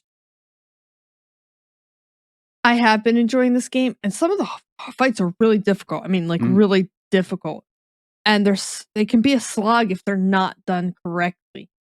CJ, I got to the Mona fight, which I'm not going to tell you who Mona is, but the fight for 3 days, I was in this fight because every time I was attacking, this Mona would heal for like 9,000 healing. Yeah. And I'm like, she's got to run out of mana eventually. Eventually, I had to look it up. You have to target Mona. She heals for a portion of her health. So if you don't take her out first, she keeps healing everybody else back up to full. So I wanted to let you know about that. So when you get to that fight, you know. Thank you. You take Mona out first. Don't do what I did, or you'll be stuck in a loop there. It's so funny though, because like it sort of goes back to what I say. Like you almost get the feel like it's going to be one of these Chemco, mobile sort of like JRPGs that are just mass produced everywhere or something. But then I think it was in the end of chapter 1, I had a similar issue with the boss there, the Caspian, and I didn't realize for ages. Like I just kept getting one shot, and it just didn't dawn on me that he was casting like a reflector. It's like a shout out to Final Fantasy 12 and Final Fantasy series. And when you get that in your head that that's exactly what's happening, then you have to counter that. But yeah, it's that sort of depth that I suppose. I mean, it's a real game. They have real games on the Switch, Darrell. I was shocked. No, that can't be real. But it is a great place to play. Like, obviously, there's no trophies or achievements, but it's definitely a wonderful system to play a JRPG on for that fact that, sometimes you will just be leveling and you can do other things and have it with you, at work and take a break. It's a wonderful sort of game for that. Mm-hmm. And then I had to explain to you to the fact that in this game, you could heal everybody at the same time. Yes. Yeah. That wasn't that obvious. Like, it doesn't. Yeah, because if you look down at the bottom, you'll see Y for everybody, and you can change. And then you can also attack spells. You can spellcast mass spellcast. It's which I really like because it makes some fights you can get through real quick if you just brave your person, which is you go 4 times in a row, and cast like the highest level fireball spell. I heard they changed the game a lot in the sense of in the first game you could just default, and then just brave and kill everything, and they just keep doing that over and over again. And like the bosses couldn't really touch you, but I heard they fixed that in the new one. Well, no, they didn't really fix it. They took out one of the mechanics that I loved out of the game, and that's my problem. It's not for CJ because CJ doesn't like to grind. So this game is designed not to be grindy. You don't have to grind this game, which is very opposite of about any Final Fantasy game. Oh, in the old system, they had a mechanic where you could actually turn off the random encounters. So you could walk around the entire map and not hit a single enemy. Or you could turn them up to like 10,000. Yeah. Like where every step you took, you would get into one. That's over 9,000. And which is really good because what I used to do is I would turn off the encounters and then you could walk through a dungeon and you could get whatever chest you missed. So you could go through and loot the entire dungeon. And then if I needed to level, I always hated leveling because I would run out of mana or I'd run out of potions. So I would turn everything up to max and just circle around the current village I was at, kill everything, walk into the town, sleep, heal myself, and go right back out. They took that all away. Do they still have the town building aspect in this one? Well, not town building, but they have it's called the ship. So the ship goes out when you're not playing and brings you back some stuff. And this is why I think CJ loves the game so much, because you will get experience orbs that you could just cast right onto your players and increase your character's level, which I had like one of the largest ones. I just randomly got it right in the beginning of the game. And I gave it to my healer. I'm like, oh, maybe I'll like give her like a level because she's a healer. I want her to be able to heal more. Dude, she jumped like 10 levels. Mm-hmm. Achievement. Yeah, so she's still higher than the rest of my characters. Yeah, that is a good factor. It's funny though you say that because that was one of the only other thing I put a little time into on the Switch was the Octopath Traveler, and it was ultimately those random encounters that just sent me around the wall because like you just walk along the map and you just be constantly triggering them and you couldn't even see them, so you couldn't avoid them. Whereas this game, as you say, in some ways it goes too far that way that once you get too leveled, the monsters run away from you. So I don't know where the balance is, but with that, like that's a dicey mechanic. Like you probably like that because, as you said, you like the grinding. But I know a lot of people get turned off by these random encounters they're too frequent. But then on the flip side, with this game, once you're over leveled for an area, you have no one to fight because they run away from you. So it's a real catch. Yeah, which is very much a Dragon Quest. Yeah, that's right. How's the money system in that game compared to, like, say, Octopath Traveler? Because the thing I hated about Octopath is you just never had enough money to buy the weapons you needed. You always had to grind for money. There's plenty of money, especially with the ship, because that's highly manipulated. You can keep sending that out every 12 hours. So, yeah, there's enough. But easy to come by. All right. Well, that knocks out one for two of you. That was a good choice. Mm-hmm. The game sounds interesting. Every time you guys talk about it, it's like it's like, man, I know me, I won't play it, but I kind of want to play that. It's not for you, Darrell. It's a big time suck. Yeah. Yeah, it's unfortunate. Maybe one day. All right, Zach, what you got? So I just beat it, and we kind of talked a little bit about it when we did our gaming book club. I just beat the Star Wars: The Force Unleashed again. Oh, the second so one. good. The second one. Sorry, the second one. Oh, second one? I beat the second one again. What'd you play it on? My Xbox. You can digitally buy them. Haha. Magic. Does it play better than it played when it came out? Because that game was rough when it came out. Like, it fell through the floor and levels and shit, and I didn't fall through the floor. I didn't really have any problems or any major issues. I was actually super duper surprised that I remembered where a majority of the saber crystals were.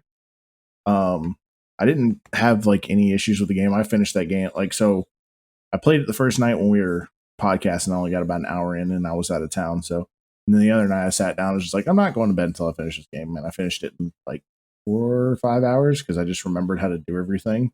Nice. So it was just it was really refreshing knowing that I could go back to a game that I haven't played in probably I haven't played that game in 13 years since it came out, probably 13, 14 years since it came out. And I love the first game. And just having the memory and knowing where everything was, I was just like, man, this is great. Like, brought back so much happiness just playing that game. It is a great game. If anybody has not played it yet, please go and play the Force Unleashed games. They're probably some of the best Star Wars games, especially if you like Fallen Order. Fallen Order was a very puzzle solvey. It was more of a, I don't want to say action game because I don't want to give it too much credit, but it was more like an Uncharted type game. Yeah, I agree. The platforming and the climbing aspect that was introduced very early on, it felt very Uncharted light. But yeah, I mean, so it kind of fed off. There was a little bit of that in the Force Unleashed 2, but it was more towards the end when you were trying to get to Darth Vader, when it was like the hard part of the game, I guess. And if you don't necessarily play those games a lot often, the easy mode makes it super super easy just to fly through the game. You like enemy attacks don't do anything. If you just want a good story too, start the first one on super easy and then go play the second one on super easy. I cannot highly recommend it enough. They're on PlayStation now. Oh, are they both really? Yep, they're both on PlayStation now.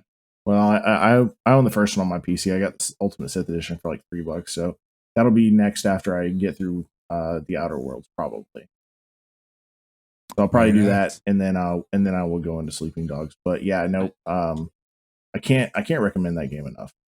It does have achievements, so, and the main storyline, if you're not familiar with it, take you 6-7 hours maybe. That's my kind of game right there. To 100% the game, I think it was like 22, 23 hours. Whoa. Yeah, no, we don't do that anymore. That's the old Darrell. Now we just play short games till we hit credits. No, 10 hours or less. Sorry. 10 hours or less. That's how you get to first place. That's right. Yeah. Change first or last. I can't even tell you last time I platinum a game. It's been a while. So, all right, Joe, what you got for us? Oh man, what to pick? There's just so many this year. I think I'm gonna go with like one of my surprise standouts of the year, which is Bug Snacks. Has anybody on this panel played Bug Snacks? I played the first hour of it. I found that game to be so much fun for what it is. So basically, you're on this deserted island and you're trying to figure out like where this like one creature went. The Bug Snacks they're kind of like Muppets in a sense. They're like these creatures that live on this island, and they eat these creatures called bug snacks. But the real thing about this game is when you beat it, you find out the ultimate twist of the game. And yeah, I just can't even talk about it any further than that because it's just the twist is so amazing. And the game's just so much fun. So like you go around, it's kind of like Pokemon where you catch these little creatures called bug snacks, and they call them bug snacks because they're all based on like snack foods. Like one's like a pizza, one's a burger, French fries, and like so it's like they're like snack pod or like fry pod or the noodle one is called like stoodle or noodler, and it's like a bowl of like ramen. And they're like these little creatures, and you catch them in all these different ways. You have like this net that you throw out, and you catch them. But there's also like different like mechanics used through the game to catch different bug snacks. It's really like enjoyable 8-hour game. Really? I'm sorry. Really? How is the actual How is like the achievements and stuff? Or They're not bad. I think I got like 45% of them when I beat the game, and I wasn't even like really trying to get them. If I got them, I got them. If I didn't, I didn't. There's some missable ones.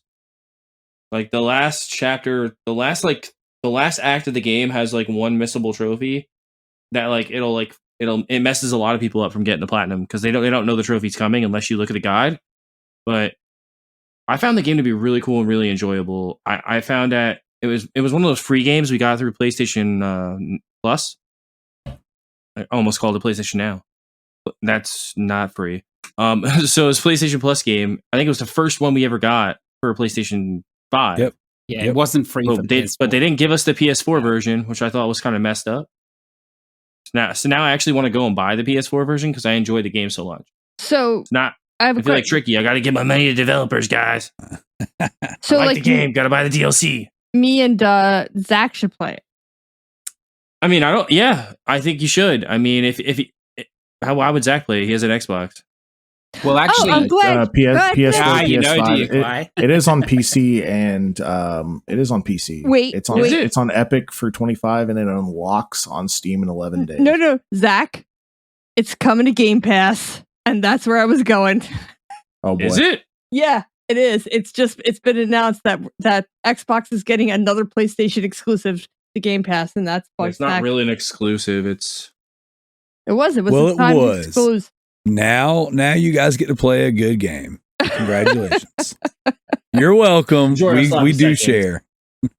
It's Yeah, not only coming to Game Pass, but it's getting, if you haven't played it, you want to wait because it's getting DLC free for both consoles, free DLC. But the DLC is actually going to be in the middle of the game. So I don't know, like I assume if you finish the game, you'll sort of just go back, but it's actually meant to be played in a linear progression from the start to the end with the DLC in the middle for the story. Interesting. Yeah, so it'll be interesting, I'm sure, if you finish the game, but more, it'll work quite well if you haven't even started it, you play it. I mean, I streamlined the game. I just beat the campaign. There's a lot of things you can go around doing, and like different side missions, like all the like Muppet creatures. Your like main mission of this game is to get them all back to the island, so you can figure out the big mystery of the island. And it's a pretty enjoyable game. Like the missions are like, oh, find this bug snack, catch this bug snack for me, and then feed it to me, because they all want to eat bug snacks. They all love the taste of bug snacks. And yeah, I enjoyed it. Bug snacks, check it out. I mean, I think it's a pretty cheap game if you buy it. It's like $25. $25 on Epic, yeah. Yeah, it's not expensive. There And you go. it's worth the purchase. I definitely wanted to buy it before we got it for free, and if you buy it on PlayStation, you get the digital and you get both codes. You get the PS4 and the PS5 version. Dope. All right. Well, so this game I talked pretty extensively about before, so I'm not going to spend a ton of time on it, but it's one of my standouts for the year. Partially because it was a new experience for me that I wasn't expecting to be great. But then I played it with my son and it was such a good time playing it with him. But it's the game Fear 3. We played it on PS3. And it was just one of those random, like, look at the shelf and here's a game I've been saying for 10 years I'm going to play. And I pulled it out. It said co-op on the back. I was like, let's go. And he was all about it. We put it in first-person shooter, psychological horror elements to it. But we sat down in one sitting and just plowed through this game. And it was very interesting because you're like two brothers, if I'm understanding the story correctly. And one of the brothers was killed in a previous installment. So we didn't know that because we didn't play the second game. Wait, I'm sorry. What game was this? I didn't hear you. Fear 3. Fear 3. Okay. Fear 3. So, and so one of the brothers his spirit lives inside of the main character. And he is technically what I would call the bad guy, the antagonist of the group. And the power, he has like these, I want to say magic powers, but they're more so demonic magic powers.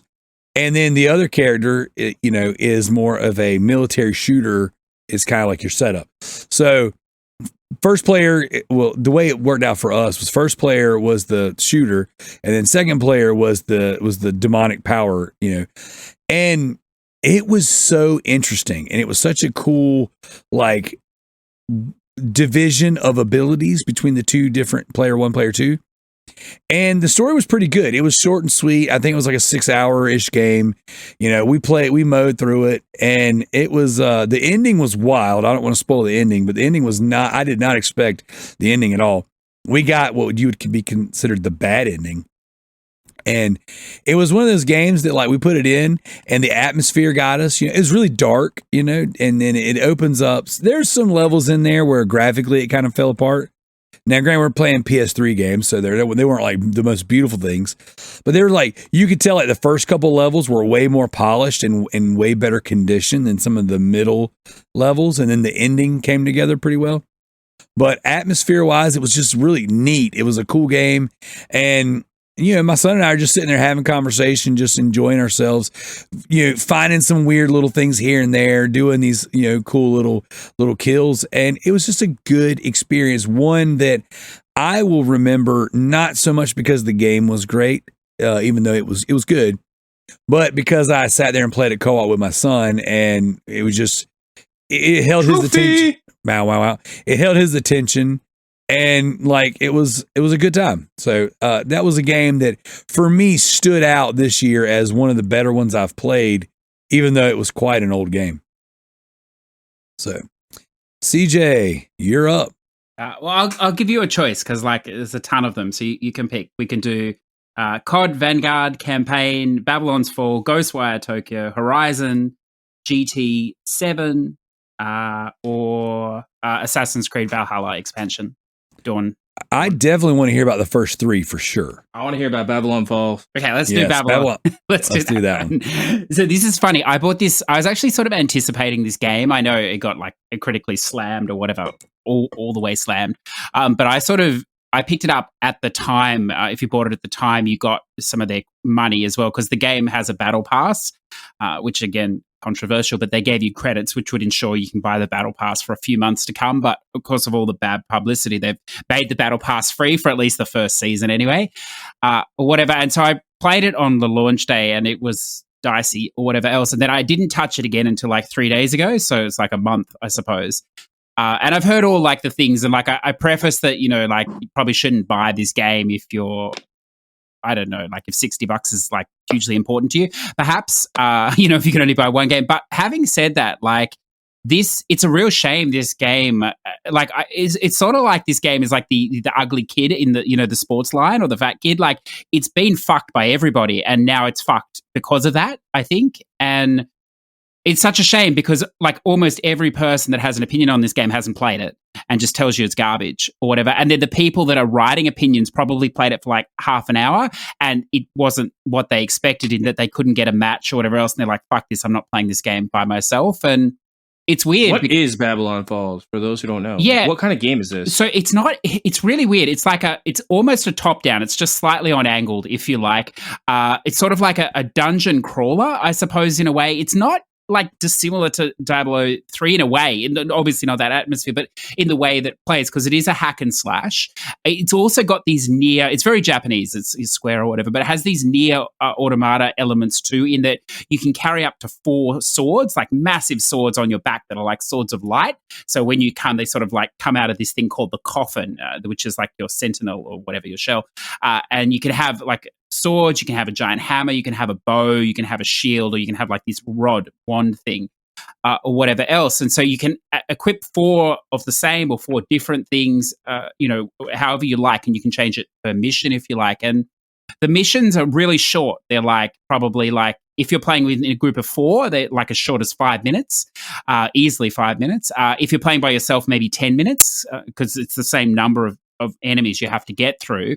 The problem with this game is, maybe they'll fix this in the future, it doesn't really scale. So if you hit the mission with 4 people, it's the same difficulty as if you hit it with 1. So that's why it's so quick, particularly the boss fights. But the boss fights are like something out of like an MMO, like a Final Fantasy 14 or whatever. Like they're these huge figures, and they have great AoE attacks, and they have strategy. The problem is they're just not difficult enough. If they'd made it more difficult, and perhaps they will in the future or whatever, those boss fights could be a real challenge. But if you die by yourself, then you just get somebody else with 2 people. You'll definitely be able to handle it, sort of thing. Or you can level up, because the other part of it is it's sort of like a looter slasher, if you like, in that each time you run one of these missions, you get gear, you get a lot of gear, and then you sort of slowly level up or whatever else. So the problem is like I played it last night for 4 or 5 hours, and there were 10 of us in the lobby in the whole game on PlayStation, and that was drawing from PC as well, which is like insane. But on the flip side, it worked really well because we just all played together for like 4 hours and went through a ton of missions.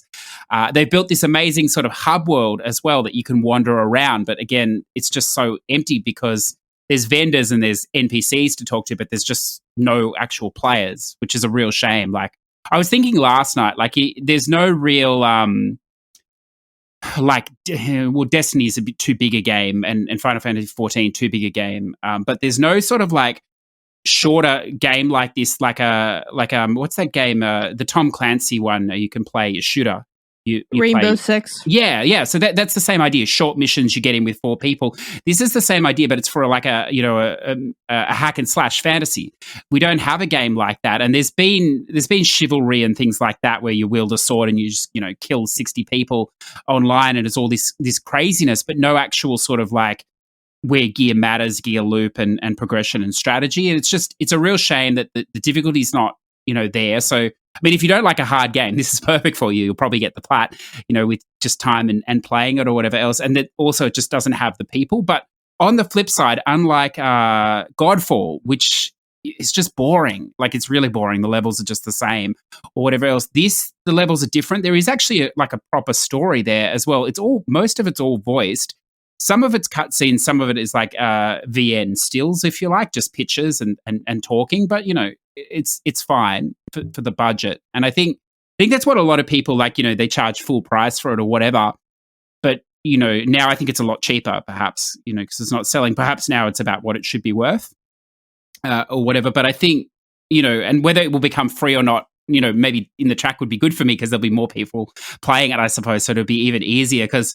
The problem with these games are that the further you get into the game, there's going to be less people to play with because most people play it. They're all doing the first, 2 sets of missions, of 5 missions, but very few people are going to be, in the 6th and 7th set of 5 missions where you are if you're looking for people. So that's going to be the issue, that you'll probably be playing more and more by yourself. But like I'm really enjoying it. And yeah, like graphically it looks fine. It's not great, but then if you're used to playing an MMO online, like if you play Elder Scrolls Online, that doesn't look great either. It's not going to, a world like that that's, being recreated and streamed onto your system and as big as that. It's not going to be Horizon, it's not a contained small world or whatever. So I don't know, like, most people are not going to buy it and they're going to tell you it's a shit game, as I said, having never played it. But there is definitely some all desire for me to continue playing it. And they've even, like, it's a Square game, so there's a good chance they will fix it. Having said that, Avengers, they couldn't fix that.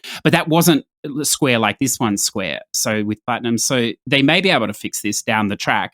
And they're already trying, like they have a new story campaign in there for the Nier, a Nier story that you can do once you reach level 20 with, I think, 30 of these missions off the side as well. So they're definitely going to try and save it, I think.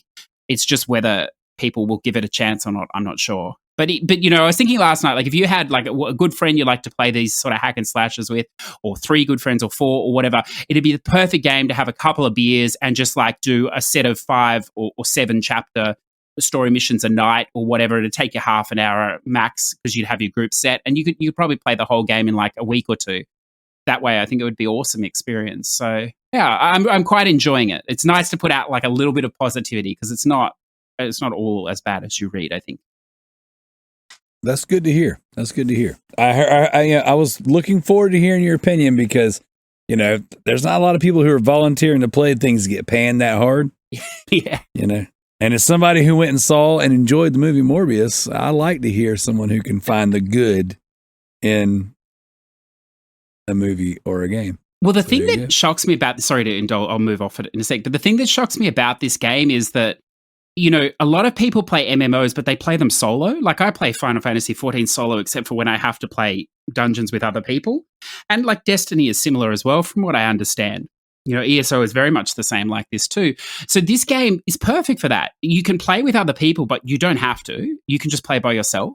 If you want, and if it gets too hard, you can add other people. So in that aspect, it should work well. And to be honest with you, the other game that came out and people have given way too much slack, I think, is that Strangers of Paradise, the Final Fantasy Origins. Like, it's not a dissimilar game, except that there's no online matchmaking or like there's co-op, but you got to know the person. You can't go in randomly. And, you know, I think it might only be couch co-op. There's no online seamless co-op anyway, and it's basically the same thing. And the cutscenes in that game are not good. The game is convoluted with, you know, like ways of doing shit, and it just drops way too much gear. Yet that game seems to have got a pass, maybe because it's got Final Fantasy name on it or something, whereas this one's just got smashed. So yeah, I don't know. They're two very similar games, and like if you don't like Babylon's Fall, you're not going to like the Stranger of Paradise, and vice versa. And I think a lot of people are buying that Strangers of Paradise thinking it's going to be like a Final Fantasy game, which is not at all, and it's not even that good a dungeon crawler either. So yeah, it's funny those two games came out exactly the same time, very similar games. Yet one was paid off maybe enough to IGN, I don't know, and it's come out okay, and the other one not at all. But it happens. Very cool. Very cool. That's interesting. I mean, I wanted to pick up Strangers of Paradise because I'm a huge Final Fantasy fan. Yeah. And I'll buy anything that they make, even if it's like a spinoff. Because I found like most of their spinoff games have been pretty decent. Yep. Over the years, and you know they tackle other genres pretty well. Honestly, when they do spin-off games, half of them turn out better than their actual mainline games. Yeah. So I think you'll like it. Like, I'm enjoying it, but the graphics are not good. Like, they, you know, criticize Babylon 4 for looking bad. It looks just as bad. There's no question. I heard it's a PS4 game that they up-res for PS4. Well, it looks like a PS3 game. Both of them do, but you know, but that aside, but if you're playing Final Fantasy, you don't really care about the graphics anyway. And the loop is good, but like, it'll be interesting to see your opinion on that, Strangers. But the problem is it's not a game you can pick up and play, like, and put down for a month like Babylon's is, or, you know, and like maybe Destiny is, and a lot of the MMOs you can drop in and out of. That game, it has so many systems at play. Like, it's got job systems on job systems. It's got so much gear. Like, you finish a mission and you get 60 pieces of gear in Strangers. And, you know, like, going through all that to figure out what you need and want is ridiculous, you know. So it's a game you'd have to focus on, I think, if you're going to play and only play that. But I think you'd enjoy it still. I'm gonna pull a yield on this. I'll wait till it's $20. Yeah, I'll buy it. Yeah, I think they both will be. I think Babylon Falls is already $20. Yeah, it says sooner rather than later. Yeah, well, that's what I mean. If you can get that game for $20 and you've got a friend or whatever else, and you just want to play it for a week, it's great. It'd be a fun co-op. I heard you could play Strangers of Paradise all by yourself, though, can't you? Yes. Yeah. That's more of a single player. You can't, though. I know you can play the other one by yourself. Oh, you can. Babylon, you can't play. No, you can. Yeah, you can play Babylon by yourself. Yeah. And it's great because it's seamlessly online. Perhaps the best online integration I've seen in a game, in that you accept the mission and you can force start. You just hold the triangle button and it gives it 1 minute to find people. If it can't, it'll start. Or you can hold in the lobby and it'll find people, and you can hold as long as you want. So if you want 3 people, you can, you know, wait for 3 or whatever. So yeah, you can play by yourself. The only downside, and this is really getting down the track of MMO players, which surprises me because Square has Final Fantasy 14, they should realize, is that one of the biggest problems with cutscenes in a game where you're playing with randoms like this is if some people choose to watch the cutscene when you've already loaded in.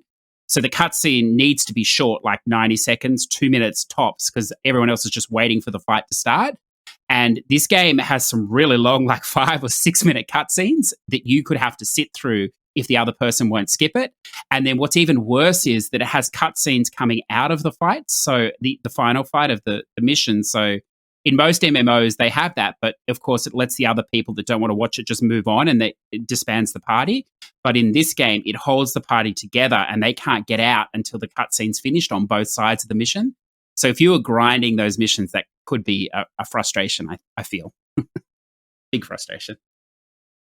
Have you beat the Man King campaign in this game, or are you still playing through it? Or? Yeah, about halfway through so far. Yeah. So I'd say I don't think it's long. If you had a reliable party, I think you could probably do the whole campaign in 8 to 10 hours. But then the near one there, I think is a bit shorter, maybe 3 or 4 hours on top. Yeah, Corey and I said that when we get the game, we'll get it together and we'll just blast through it. It's a good way to do it. Yeah. The same thing we're waiting for Tiny Tina. We're going to get it together when it drops, and we're just going to beat it. And then play the game. Oh, yeah, we got to get together and beat it first. Then we'll play games. You're right. That's right. That's right. Awesome. So, Kalai, you're up next. All right. Next, I'm going to talk about Rogue Book. Okay. Which is probably not as popular for a lot of people that listen to our podcast. But for those that like a fun little, it's a deck building game. I've been really into these deck building games. This is you get a map. It's like a page, actually. And it's blank. And you have to like find everything on the map as you're collecting cards to build your deck. It's got 4 unique characters, and it just put out the 5th unique character. I'm trying to 100% this game because I love it so much. They added competition, which was really cool. But it's probably one of my favorite Rogue games that I've ever played. So I know it's definitely on PC. I don't think it's out yet for other systems. But hopefully it does come to the consoles because I think some people would really like it. Yeah, it is on Xbox and PlayStation.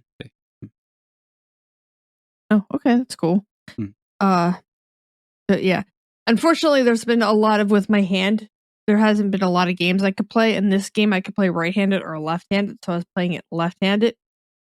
It's also because of how quiet it is. I can play it during the podcast, and I don't hear click, click, click, click, click in the background. Like you're playing on a fight stick? Yeah. Click, click, click, click, click, click. Can I ask you a question about this game? Sure. Because I picked it up a while ago for Xbox, but I haven't started it yet because I'm a little like a lot of these deck building games can get really complicated. How sort of complicated is it? And is it sort of a game like you have to play, regularly to keep your head around what's going on, or not so much?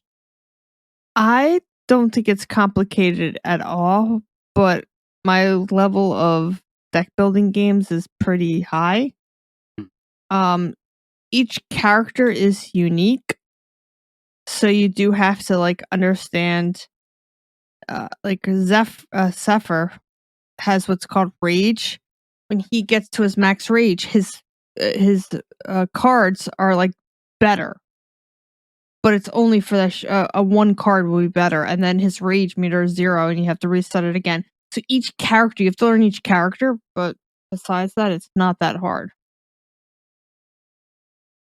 It looks pretty good though. Like it's a cute looking little game. I'm watching videos of it on the PlayStation Network right now, and yeah, and it's done by Richard Garfield, who was the original inventor of Magic the Gathering.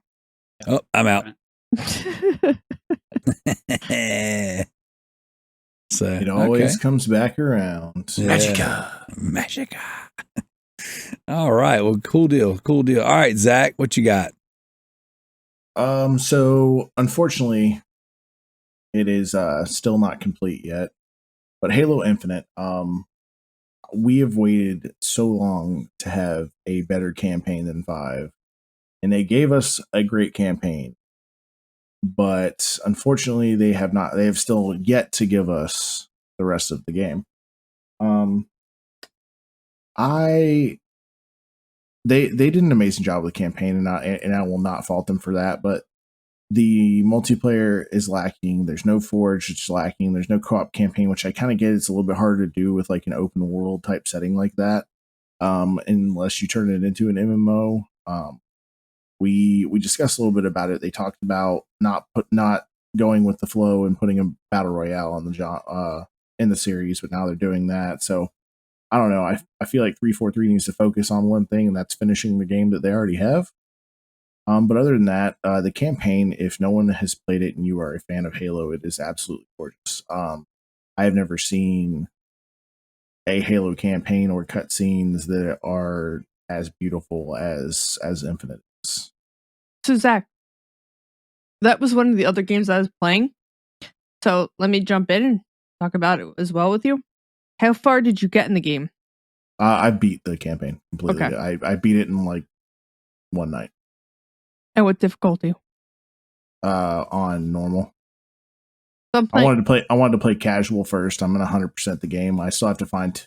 I missed 2 of the skulls in like the last 2 missions, so I can't do a lasso run yet because you have to do a complete lasso run to 100% the game itself. So I am playing it on heroic. It's taking me a little bit longer. I got stuck for a while at the Spartan killers. Yep. Oh, they were hard. But you're correct. I'm really enjoying the game. I too get why they don't have multiplayer. I figured I'm going to replay it anyways in multiplayer with all of my friends.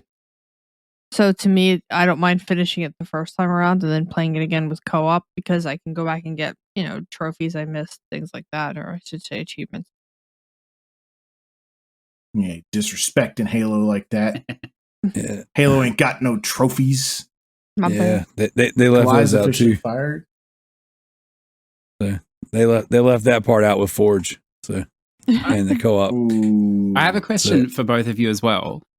Because you mentioned there's Act 5, the campaign is not great or whatever. I've heard that from a lot of people. I'm an old man. I have limited time left. I haven't played any Halo. Is it okay just to start with this Infinite? Like, will I be completely lost with the story or is there enough that I could just enjoy it for what it is? You'll definitely be a little lost. So the Halo campaigns aren't that long. If you haven't played them, I highly recommend you do. But if you want a little bit more of a better start, so Halo Reach came out after 3, and it was actually a prequel to the first Halo game. So if you're going to play them, I'd say play that one first, and it's probably one of the best ones that they've made. 4 has a decent campaign. Everybody was upset at that game more for the multiplayer than anything else. 5's campaign just it didn't give us enough story. It gave us more shooting than anything else. They only touched a small part of the Halo storyline. But if you've never read any of the books or you never heard any of the lore outside of the games themselves, then you'll enjoy it for what it is. My recommendation is start from the first one because it does have an amazing story. This isn't like PlayStation. It actually has story and gameplay.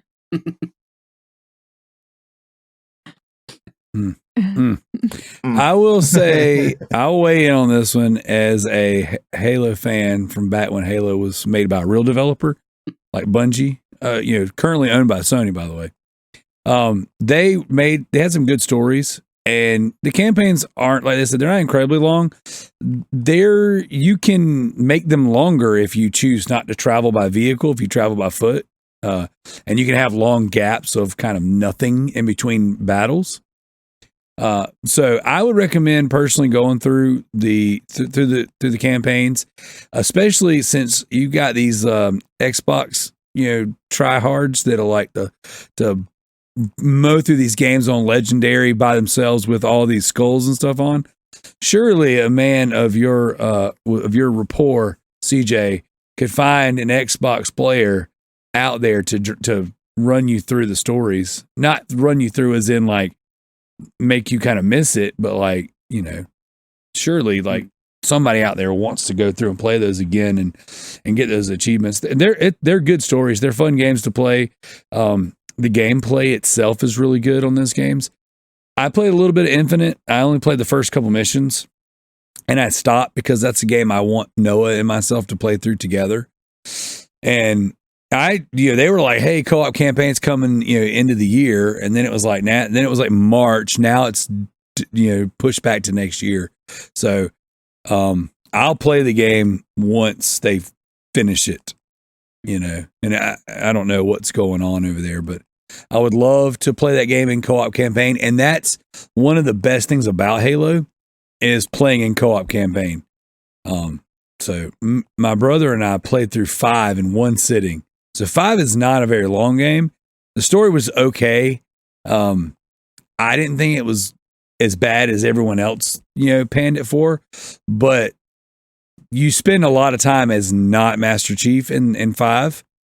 Yep. Spent a lot of time with Spartan Locke. And nobody liked that guy. Like nobody liked that character. He wasn't as prevalent in the actual lore as everybody thinks, as 5 portrays him to be. He isn't that prevalent. He is a small excerpt in one book, and 343 focused on that. That was the issue that I have with it. That's why I said I think if you've never read books or never went into the lore, then and I mean, CJ, if you'd really like to play through them that bad, easy. Game Pass. All the day. Mm-hmm. Yeah. That is a thing. So, yeah, they're good. They're totally worth your time, and they're not overly long. So, I would tell anyone to play through Halo. That's Halo and Gears of War are it's proof that Xbox has the ability to make good games. Good exclusives. I mean, yeah, good exclusives. So, but either way. All right, Joe, what you got?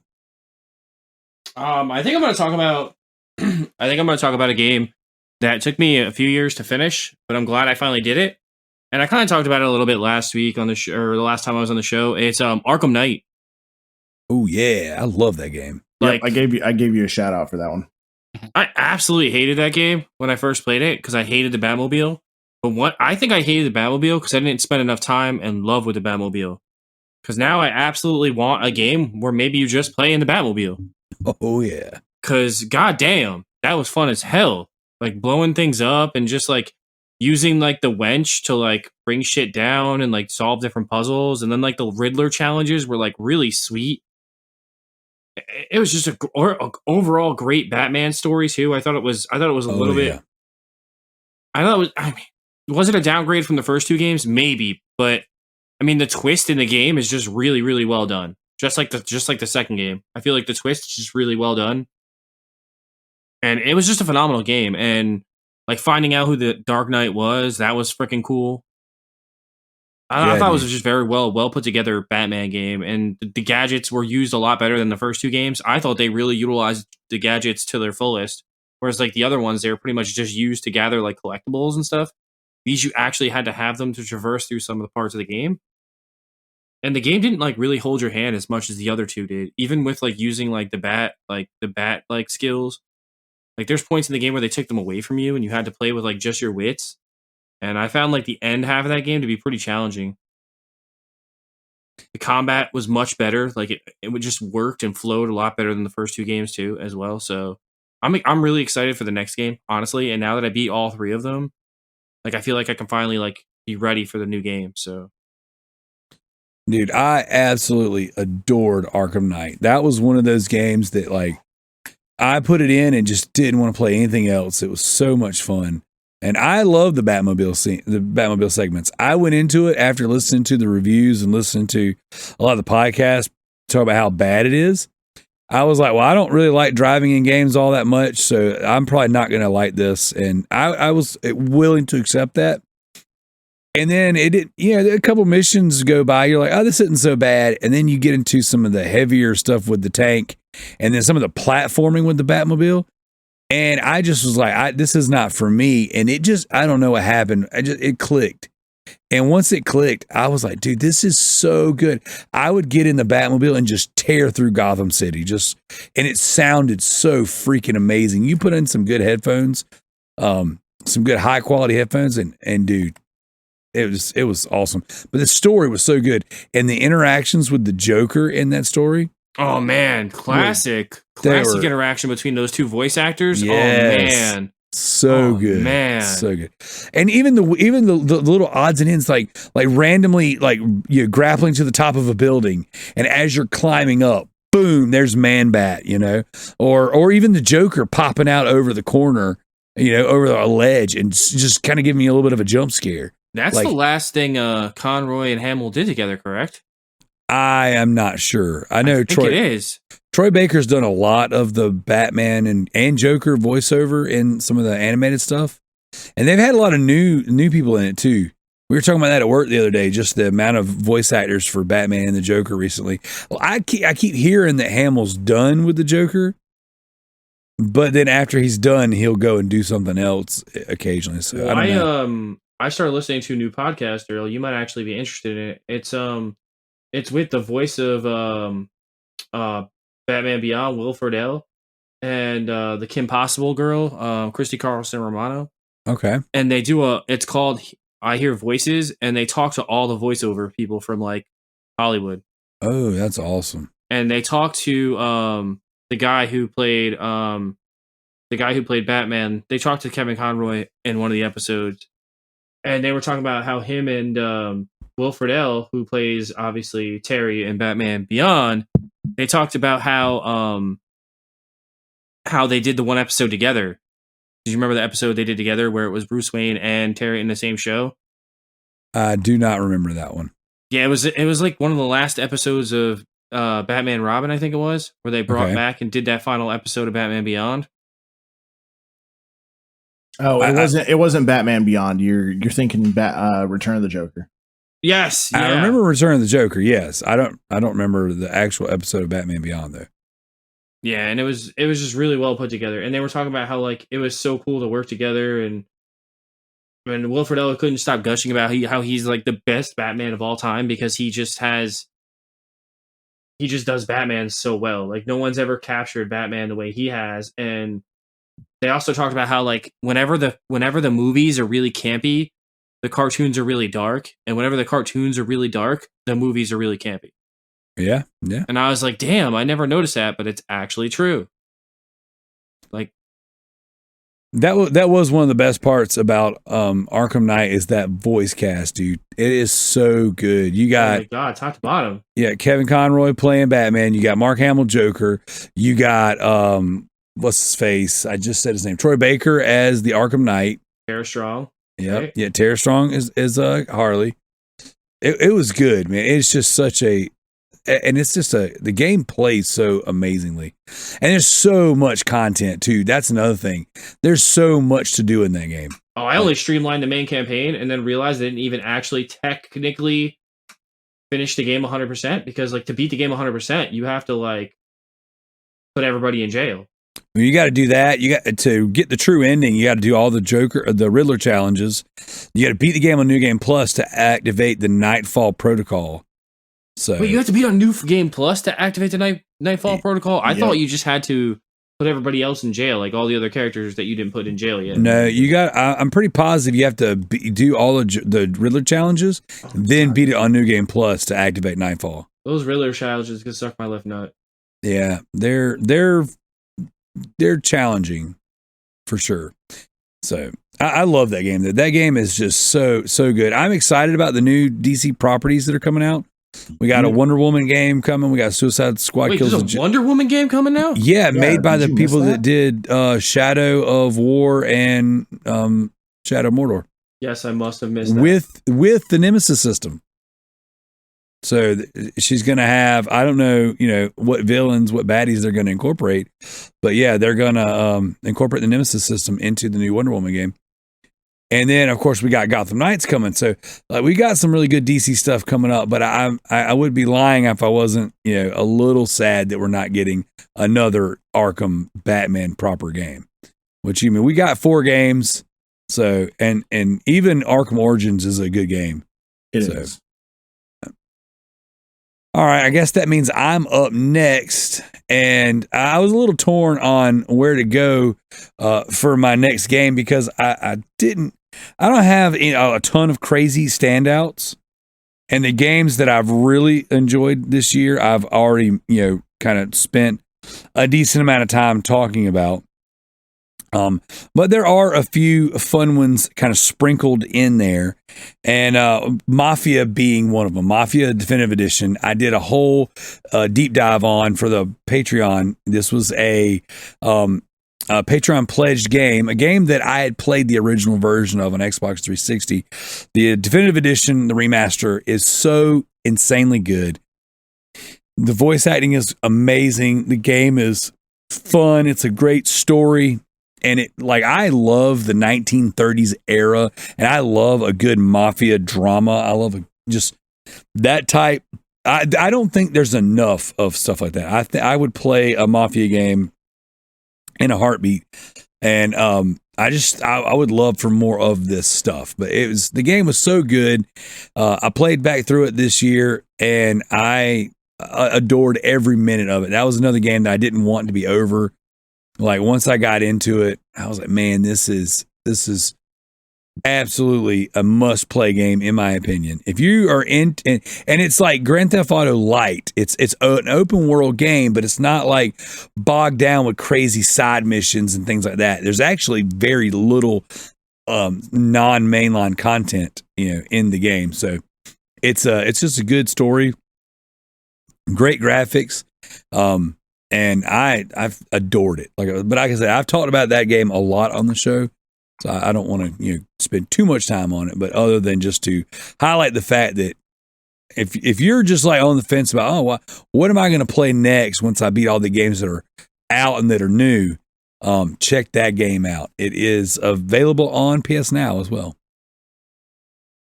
So, CJ, that brings us back to you. Yeah. Okay, well, how about I go a Microsoft game released on PlayStation as an exclusive? The Ghostwire Tokyo. I think this the whole time I was playing this game, Darrell, I thought this is the perfect game for you. In fact, I'm surprised. I can't wait. Yeah, I'm surprised you went with Horizon before this one. Because this is like a mix of, it's the guy that did the Resident Evils, some of the Resident Evils. Yep, Shinji Mikami's studio. So it's your type of thing, and it's not really a horror game like Resident Evil, although there's not really jump scares, but there's definitely like a horror vibe to it. I mean, the whole game's set at night as well, and ghosts everywhere and stuff like that. But it's also got like this control element to it as well. Like shit flies around the rooms when you go in, chairs and tables and stuff randomly get sucked up on the wall. And so it's sort of like a cross between maybe a PG Resident Evil and a control game in an open world. So it's like perfect for you, I would have thought. In its style. It can be, it's weird though, because the story, the story starts off, you're this guy or whatever, and it's this weird thing you can actually download for free, like a visual novel that has backstory. That I read that. You definitely don't need to. It's sort of a bit of a wank, to be honest with you. But the game starts, and your sister is in this hospital, and you're the guy, the brother. That's who you play as, and you're sort of, the whole game is to try and save your sister. But there's no real rapport created with the sister. Not a lot with the main character either. So while the gameplay loop is really fun, the combat is fun because it's a bit like, you've got powers shooting out of your hands, that game, in Infamous. It's got that feel to it as well. Like you've got 3 or 4 different powers you can shoot out or whatever, and you smash things to collect the powers. So the gameplay loop and the combat is really fun, but the story, it's okay. Like perhaps the side quests are more interesting. In some ways, they're a little bit like goofy and off ball or stuff. But the main story, it's cool. You got this, this nemesis figure you're after or whatever. That side is interesting. But the sister thing where it's leading, it really doesn't develop that. And so without going into the ending of the game, when you get to the sort of middle, you're like, okay, it's going to sit here for a while. And then it really just speeds up to the ending. And it's done sort of strangely in 6 chapters, but when you get to the end of the 4th chapter, you have to play the 5th and 6th chapter sort of off the main world, if you like, so you can't go back to the main world. It warns you. And then when the game finishes, you can go back and do any side quests you miss, but it really ramps it up. So it looks like you get to about 15 hours and you're like, I'm going to be here for 30 hours, and then it's over, like in hour 16 sort of thing. So, which is strange. And then they've incorporated this Assassin's Creed idea with the open world that everything is in zones. And so in the zone, you've got collectibles and you've got to collect so many ghosts and you've got to do all this stuff, which is cool. But when you finish all the side quests in the game, which is where I'm at now, there's just that cleaning up, which doesn't really there's no incentive to do it, sort of thing. Like it doesn't level gate the missions, I suppose, to encourage you to do it as you go. So if you go, which is cool if you're just there for the story, you're in and out in 17 hours-ish, 18 hours. If you're there for the plat, I think it's going to be like another 15 hours of just this monotonous sort of cleanup. But yeah, that's like it's very Assassin's Creed in that sense. Like if you like that idea of just going around and collecting things like in those modern games, you'll love this as well. But the game is definitely worth playing. I was surprised. It looks a little like it has Bethesda jank in its graphics. There's no question or whatever. But it's probably one of the better games. Like I enjoyed this one more than Horizon, probably for the subject material or whatever. I think it's definitely worth a look. You know, whether you wait till it comes to Game Pass next year or you buy it. I'm definitely going to buy that one. The only reason I haven't bought it yet is just because I bought Dying Light 2, Horizon, and Elden Ring, and I haven't finished any of them. So, and I've got a couple pledges I got to finish. So I was like, you know what? I will get there eventually, and Ghostwire will be there waiting on me. But that's a must play for me. Like that's a Shinji Mikami game is a must play for me. And I don't know how involved he was with actually creating the game because I know that it's his studio. But like, you know, it looks very neat. The animations and the graphics look very clean and very, very cool. You know, just kind of watching some coverage on it, and all the reviews I've listened to, you know, and I haven't read any of the actual written reviews, but the podcast reviews I've listened to, everyone says how surprisingly good it is. So that's very encouraging. So I'm pretty excited. So, all right, Kalai, what you got? Elden Ring. Oh, I know a couple of you guys are going to join in on this one. Yeah, it's such a good game. I'm really surprised now. I'm normally not a Souls type person, so the fact that I'm having fun playing this game is just an attribute to how well of a game it is. I really like the open worldness. So since I'm not on a path, it just makes it a little bit easier for me to stomach that hard mode because I can always go level or upgrade my gear. And man, I've already beaten the first boss and just the exploring, just like run around. It's like basically Skyrim. But harder. That's interesting. So I've heard a lot of people say that Elden Ring is like a really good game. And everyone talks about the bosses, but how is like the moment to moment gameplay? Because I know in Bloodborne, like any old random thing that could look at you would kill you.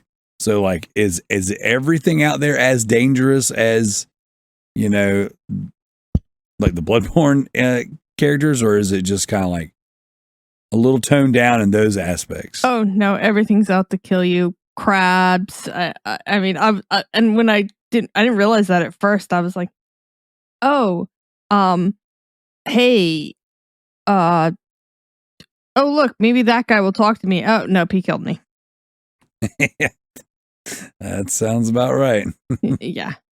I know Joe started this game. I did start this game. And what did you think of it? So I'm about like 4 or 5 hours in, and I'm shocked at how gorgeous this game is on like PlayStation. Like it's absolutely fucking gorgeous. Like just like it kind of takes what they started when they made well actually they didn't make, because that's not the same people who made Bloodborne, is it? Yeah, it is FromSoft. Oh, it is FromSoft. Yeah. So basically they took what they did with Dark Souls and they like ratcheted it up to another level. And then we're like, oh, you guys want more like story? You want more lore? You want more to like actually do? And they gave that to us. But it still has like, and people are like, well, you know, it's not accessible. You don't know where to go. It's really not that bad. Like on the map, there's like these like your waypoint marker, like your actual marker on the map has like an arrow that points you exactly in the direction you need to go in. It doesn't tell you exactly where to go, but it tells you which direction you need to go. And I feel like it's handholdy enough for a Souls game, but it doesn't need to be over handholdy because the whole game is about the adventure and the journey, not the game itself. Like they want you to play the game the way it was meant to be played, which is to explore. Right. And there's hints about where they want you to 100% explore. I don't know how many of the rest areas you found. Like 5 or 10. Right. Did you ever notice that there's that yellow line coming off of them? Yeah, and that tells you where to go next. On certain tells you- ones. Not Yeah. where to go next. It tells you where there's a boss. So like Shadow of the Colossus, kind of. Well, so does those fucking yellow doors that you know not to go in because they're going to be a boss. If you played any Souls games, you know what the yellow door means. Like the yellow misty door. And it's not necessarily like a major boss. You could find minor bosses too. Oh, I know. Well, but that always means there's a boss behind that door. Like that's been since the dawn of Souls games. Like if you go in a door that has like fog on it, like you're fighting something. So like you better gear up before you go in there. It's funny because when I fought like that first Rat King dude in like in the cave, in one of the first caves in the game, I was like, oh, let's go. Because I was like level like 11 or 12. And like I just sicked my like summon wolves on him and I fucked that dude up. Because like the wolves just distracted him and then I just wailed the shit out of him. But it's like it's so cool. Like the way you get certain summons, it's like you have to wait till it's nighttime and then go talk to people. It's like the game is so cryptic. It's pretty dope.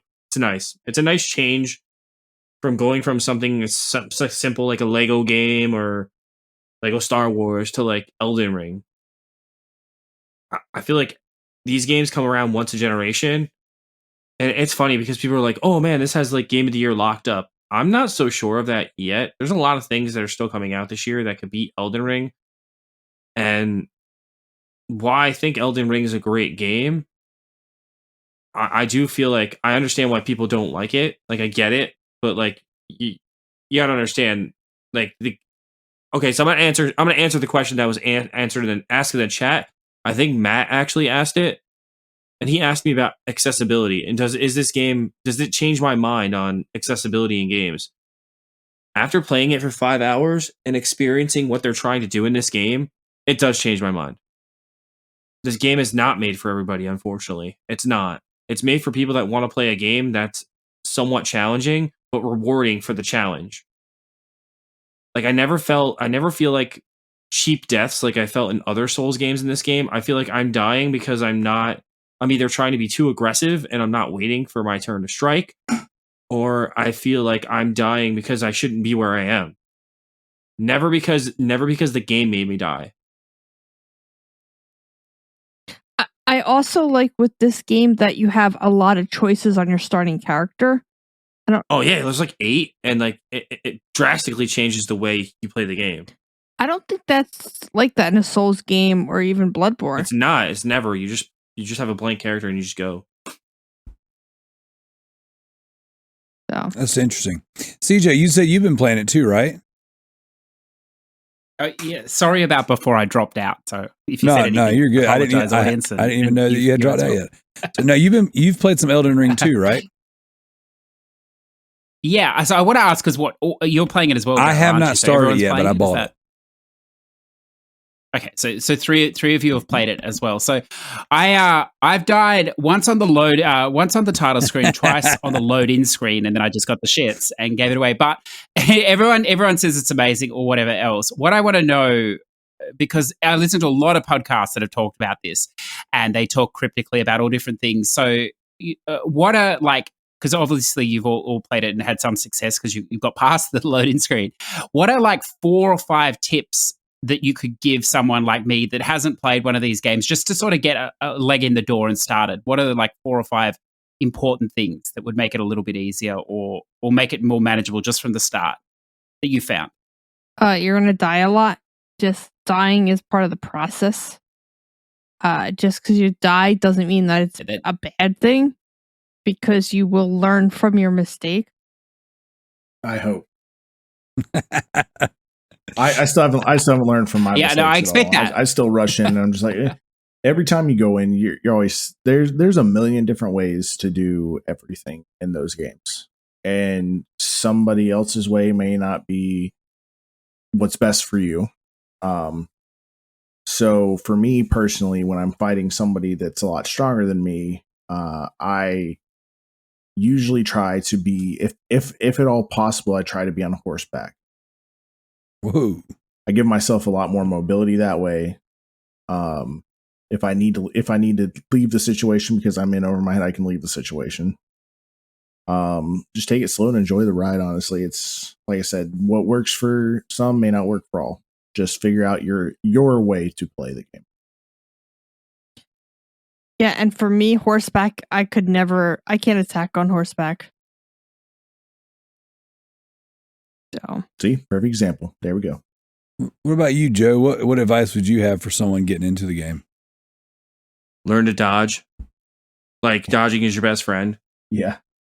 Put your points in dexterity. I mean, Corey was teaching me how like dexterity is key in the game. It's not making yourself more powerful. It's making your weapons more powerful. Because if you just put all your points into power, your weapons are like shit, and then you can't hold anything better because your dexterity is not high enough. Well, it depends on the weapon. Most weapons, it depends on the class, but like if you want to be a samurai, like it's all about dexterity because you want to be able to eventually dual wield like 2 samurai swords, and then you can fuck like a lot of shit up. So it depends on your build, yeah. But he was teaching me that like, you know, every few levels you should increase your vitality. Every few levels you can increase your endurance. He's like endurance is key in that game because the longer your stamina bar is, the more shit you can do, the more shit you can dodge, and then the more you can dodge and get up and then hit something after you dodge is like the key to success. Like, dodge, and wait for your openings. Don't just try to strike blindly because they'll just block everything. It's learning your enemies. It's kind of like people who play Monster Hunter should be at home playing Souls games. Because you have to learn to be very patient playing Monster Hunter. You can't just like fucking run in like all Leroy Jenkins and just fucking hack at shit. Like there's like skill to playing Monster Hunter, and I think there's a lot of skill to playing Souls games, and I think that's why the community is so like harsh on people who want to change the game because they don't want their game ruined. Just like people don't want Monster Hunter to be easier. It's like people want the challenge. That's why they come to these games. So they don't want it to be for everybody, and that's why they gatekeep. And that's why they want accessibility to not be a thing in Souls games because they don't want their experience ruined for them. Because they are the ones who have made this game successfully popular and over the top. And they're the ones who are going to keep coming back to play these games where like this might only be like a flash in the pan game where this is the only one that's ever popular. They want to make sure that they're coming back to a good experience every single time they come back to one of these things. So I get where both sides are coming from with the accessibility thing. But I would say learn to dodge. Level up constantly, like just like don't carry lots of souls around because you're waiting for like it's the cool. Okay, so I'll give you another tip. Souls are everything in that game, or I'm sorry, not souls. What are they? Runes or everything. They do everything in the game, so it's not like most Souls games where there's like money. Well, some Souls games have money, but like runes do everything. Runes upgrade your weapons. Runes upgrade your skills and everything. So it all comes from runes. So like make sure that you actually go to your campfires and level yourself up when you can, or upgrade your stuff when you can. Because if you die and then you die a second time, you lose all your shit. So just be mindful.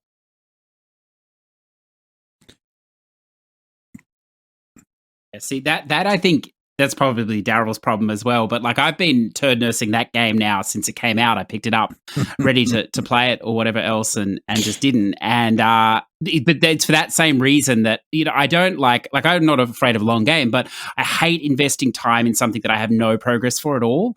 And that's the hardest thing when you're not used to playing those games to get your head around that you could potentially, from what I understand, spend an hour or two, and then that progress in effect is wiped because you died or you didn't get anything. So is that sort of right, or are you still leveling up enough that your time's not wasted completely? It all depends if you waste your time collecting runes and then die, like, and then you die again, you don't get them back. Well, you lose everything. Yes, but there's 2 types of runes in the game.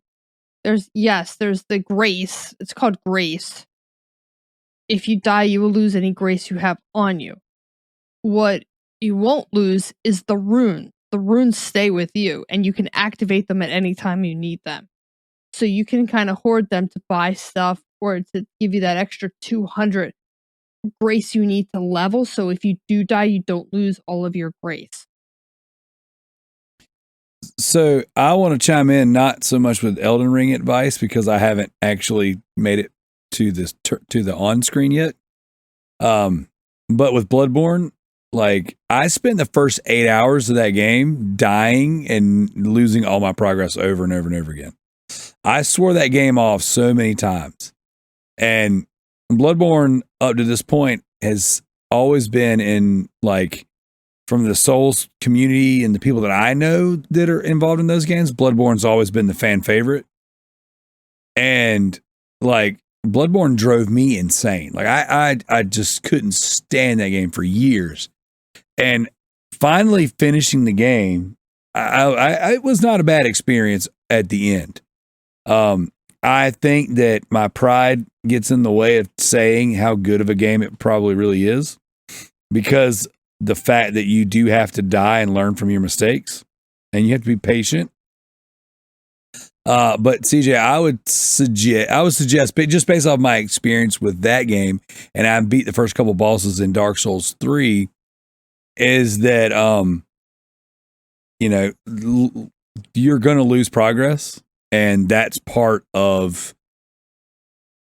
just your entry fee into this one, is that there's no way around it. You're going to go and you're going to build up a bunch of XP and you're going to die. And then you're going to try to get it back. And then some freaking tiny animal that you've killed 100 times is going to smack you and kill you. And you're going to lose the opportunity to go recover your XP and souls and grace and whatever they call it. So that is part of the admission to getting into these type of games. But Bloodborne was kind of prime example that if you can stick with it and grind it out, that it is a payoff in the serious rush that comes from beating these bosses. Like I played, like I said, 8 hours to beat the first boss in Bloodborne, and then I beat the second boss, Father Gascoigne, in my second try.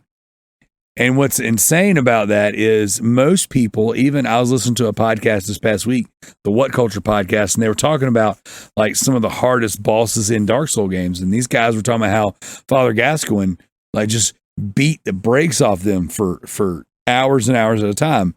And I'm over here like, I'm terrible at these games, and I beat that guy on my second try. So the experience is wildly different for everybody. And a boss that might really take you to task might not be hard for Joe or Kalai, but then you might walk away from that one and then beat the brakes off the next boss, with whatever strategy or methodology you're using. And that might be the one that everyone else on the panel has a hard time with. So they're interesting games, to say the least. And it seems like this one is really just sinking its teeth in everybody. So I bought the game. My son's playing it. I'm going to jump into it. And if nothing else, I'll have him carry me through it. I definitely feel like it's a similar craze to when Bloodborne came out and everybody bought Bloodborne on PS4. Like every single person. Yeah. Everybody I knew had Bloodborne. Like everybody.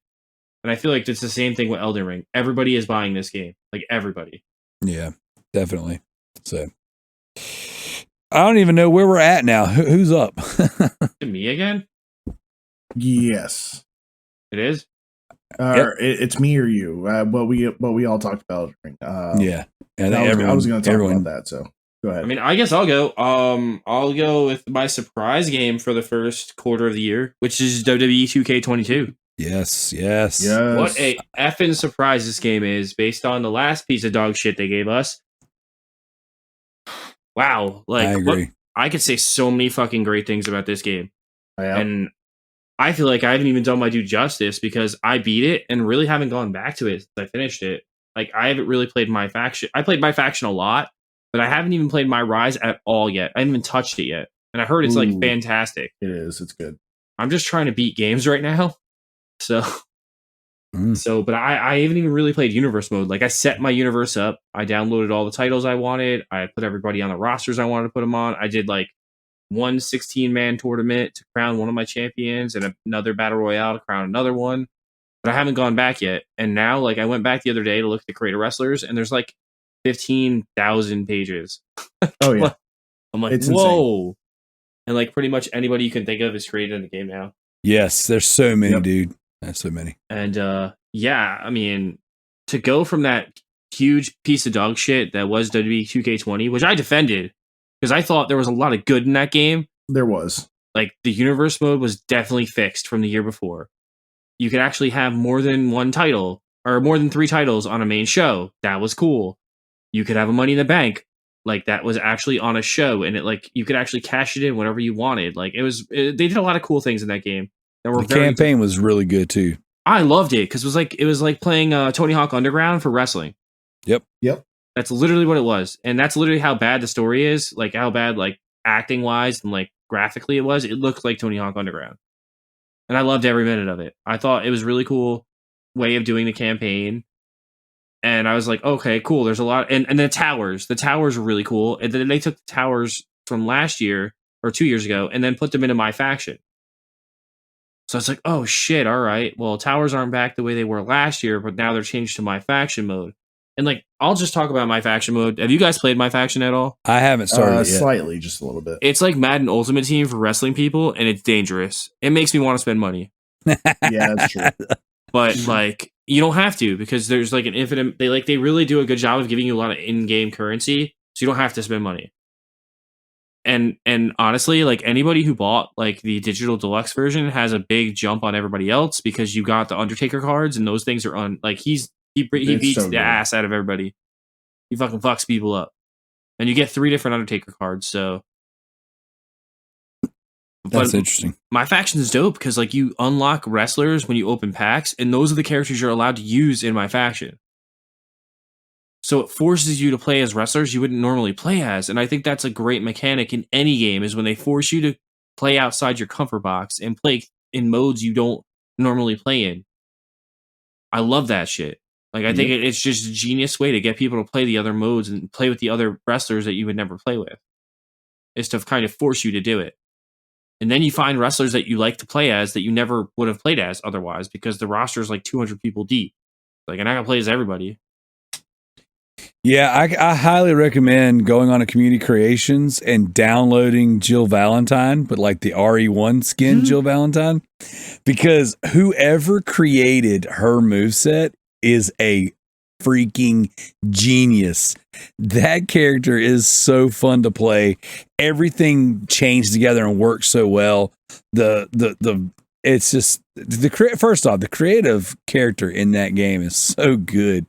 Like, it is a dream. It is so fun to play, and it's such a big, not only improvement from the last game we got, but it's like it's still got like the appropriate amount of jank in it.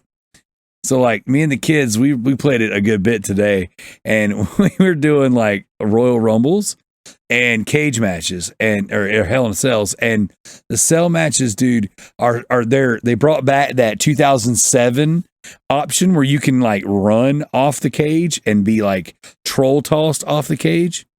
Oh, that's great. Dude, I missed that. It's so fun. I hated that you couldn't fall off the cage in like the last few ones because you had to be animation thrown off. You couldn't actually just get hit off. Like, now it's like real physics. Like, if you stand too close, you get hit, you go off the cage. You do. And if you get certain suplexes, certain moves, or the bounce off of a move might throw you out and throw you off. And so we have this family rule. No matter who plays, like me, my kids, my cousins, my brother, we play wrestling games together, and we have this rule. If you do a cell match, you can't pin anybody until you've gone through the cell and through all panels.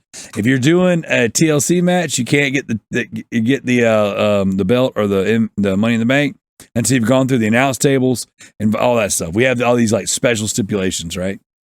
So the kids and I are playing the game, and I go to suplex Paxton earlier today, and I freaking suplexed him, and he just bounced off the top of the cage and hit the ground. And it's one of those things that's shocking and hilarious at the same time, and we're just laughing. And then Zoe, she got suplexed through the cage, but it didn't break. But like half of her body went through. right? So it's kind of dangling there. Like it's obviously the game is registering this as broken, but like the geometry didn't leave. So like her legs are through the cage and her head is through the cage, but the rest of her body is still above the cage. And it's just so funny. But the game plays amazing. It looks amazing. Like it is a lot of fun. There's a lot of modes, and that creator wrestler is something special though. It's definitely community creations have taken away all desire for me to make my own characters. Like it's 100%. It's like Mario. It's like it reminds me of Mario Maker, where like I could give a shit about creating my own people. I'll just wait for the community to create everything for me. Yep. It's an endless sandbox of wrestling. And it's endless possibilities. Like I literally sat there the other day, Darrell, and I was like, I wonder if on my PS5 I do a different federation than I do on my PS4 version. In my PS4 version, I might do an old school ECW where I just download every ECW guy. But then I was like, oh, maybe I should do like a new generation era where I download all the guys from like the 90s and do that federation. And I was like, oh, there's endless possibilities of what I could do with this game. And how I can play it. It's good. Like I could download all the Ronald McDonald characters or all the Muppets and just do a Muppets Federation if I want to. Like the possibilities are endless. We had a match today where it was Ben Affleck Batman and it was Robert Pattinson Batman against the Batman Who Laughs and one of the characters from Dead by Daylight, one of the killers. Mm-hmm. And the dude, so you know, in the new Batman movie, obviously Pattinson's Batman is just like a brawler. Like he's just like almost like a boxer, rather. He just does a lot of punches, nothing flashy, nothing crazy. Someone had gotten this moveset down to like it was like a science, and everything he did was just these awful like beat down punches and just these. It was so cool. So yeah, me and my daughter being the two Batmen versus my sons, excuse me, and we were just having a blast, but it was like a friggin' slugfest, just constantly wailing on each other, and it's just that game is so fun to play. That was one of the games I was going to bring up tonight too, that just I am so pleasantly surprised. I do not regret spending any money on it. Like that game is just it's dope. You're welcome. So worth it. Yep, You're welcome. Yep. You guys, you've done a good job on selling that game, because the other week I picked that up as well, and I don't play those games at all. But the way you're talking just so about it, much. I thought I had. There's to. so much content. content. There's so much you can do. Like I'm not even. I couldn't tell you how much longer it's going to take for me to get through that game, because you still like we were talking about. You still got my faction mode. And GM my mode? faction mode, GM mode's fun. It's like more of a one of, but like in my faction, if you want more cards and stuff, there is like a whole like set of matches you have to wrestle through. Dude, like, you have to win 100 NXT. matches in a month. You have to play. You have to win 100 matches in a month to get the highest tier card. That's fucking insane. I haven't even won a match. My kids have beat me every single match we played for 2 weeks. Get good, Darrell. Get good. So it's not even about winning though. To me, I'm like, I play the game like a real heel. Like we'll be playing, and I will suplex somebody off of the ladder over the top rope onto the ground. Right, go out there, pick them up, throw them back in the ring, and then like I won't win. I'll get up to the top of the ladder. I'll get it down, get the little briefcase down to the last little square where your the little mini game you have to do. And then I'll get down. I'll go do something stupid. I'll set up a table, get myself thrown through the table. Like I do all of these ridiculous things that like I could win the game if I really wanted to, but it's just so much fun to play. And like these dumb stipulations we come up with the Hell in a Cell, like I'll put my kids through 3 panels and then I'll be the one that goes to the 4th one and then I'll get pinned and lose. And, it's dumb fun. Like CJ, like I said, you don't have a lot of experience with these games. And there's a bit of a learning curve when it comes to the controls. Oh, but it's the tightest controls they've ever made in years, man. Oh, 100%. They're better than they have been the past few years. I definitely agree. I still think 2011 had the best control scheme. I don't know, man. 2007 had the best reversal scheme. I like the reversals in this. I think it's really not bad. Well done. It's not bad, yeah. I feel this one thing that I don't like about this game, because doesn't work the way it worked last year. And I thought last year or the year before they perfected this was the stamina bar. Or not the stamina bar, the one where like if you get knocked out of the ring and like you have to wait for the bar to replenish, it's broken this year. It doesn't really work the way it should. Like it doesn't happen enough. Especially like if you're playing against a computer in a tag match or like a 3-on like a 4-way match, they take forever to win because the guys never get like knocked out to the point where they can't break up the pin. So it's like astronomically annoying to play multi-man matches in that game. Yeah, you got to cheese it. You got to throw somebody out of the ring and then knock a dude down. The cool thing is some of the creative wrestlers, people have already like figured out what are the stun moves. So like there's certain characters I've found where like their punches or like strong punches or something like that, or even some of the grapple moves, kind of like they put you the people in stun fairly easily. So it's good. It's a lot of fun. So it's a fantastic game, and it's already $44 on PlayStation. I know it's on sale this week, which is the spring sales going on. Yeah, which is awesome. So on Xbox as well, CJ, if you want to play it on a superior console. That's where I got it on Xbox. Yeah. So, well, the cool thing is the community creations are cross-platform. So whatever we can download, you can download.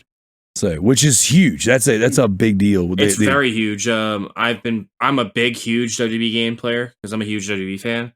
And for years, the creations have been separated, and the best creators create on Xbox. So we didn't get the best creations for years. I've always said that, Joe. What happened? He made a joke.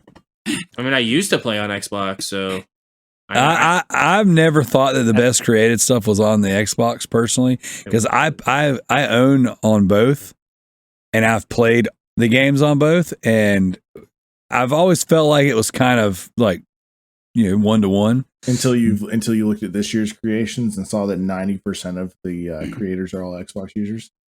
I didn't know you could even tell that. Yeah, when you're looking over it on the right side, it actually has it says what console they're on. That's interesting. I'll definitely go and check. But I actually have had better luck finding the characters I like on PlayStation. So like I always look for a Punisher, a Batman, a Donald Trump, and a Resident Evil character. And 2020's Donald Trump was the best. Like whoever made him like the most agile version of Stone Cold Steve Austin, and his friggin' movesets are amazing. Winning a title, Donald Trump versus Pikachu, definitely the way to be. So Jesus, that happened. So all right, we got to get out of here. This is getting really long-winded. So let's go, CJ. Give us another one. Let's kind of maybe we'll do one more, and then poor Kalai really is going to have a really bad day tomorrow. Yes, she is. Yeah, I'll just give a really short one. It's actually for Kalai as well, this one, because I know she likes her deck builders, although it's not technically a deck builder, but it's basically a board game, but you play on computer, and all the characters are on cards. It's another square game, and it's turn-based, so it's perfect for you, Kalai. Well, perfect for everyone, actually, because I've really enjoyed it. It's the Voice of Cards series. So they did Voice of Cards Isle of Dragons last year, and then just recently they released the Voice of Cards The Forsaken Maiden. You could play either of them. They're like basically different campaigns, but they play exactly the same. So you just get whichever one is cheaper if you want to try it out.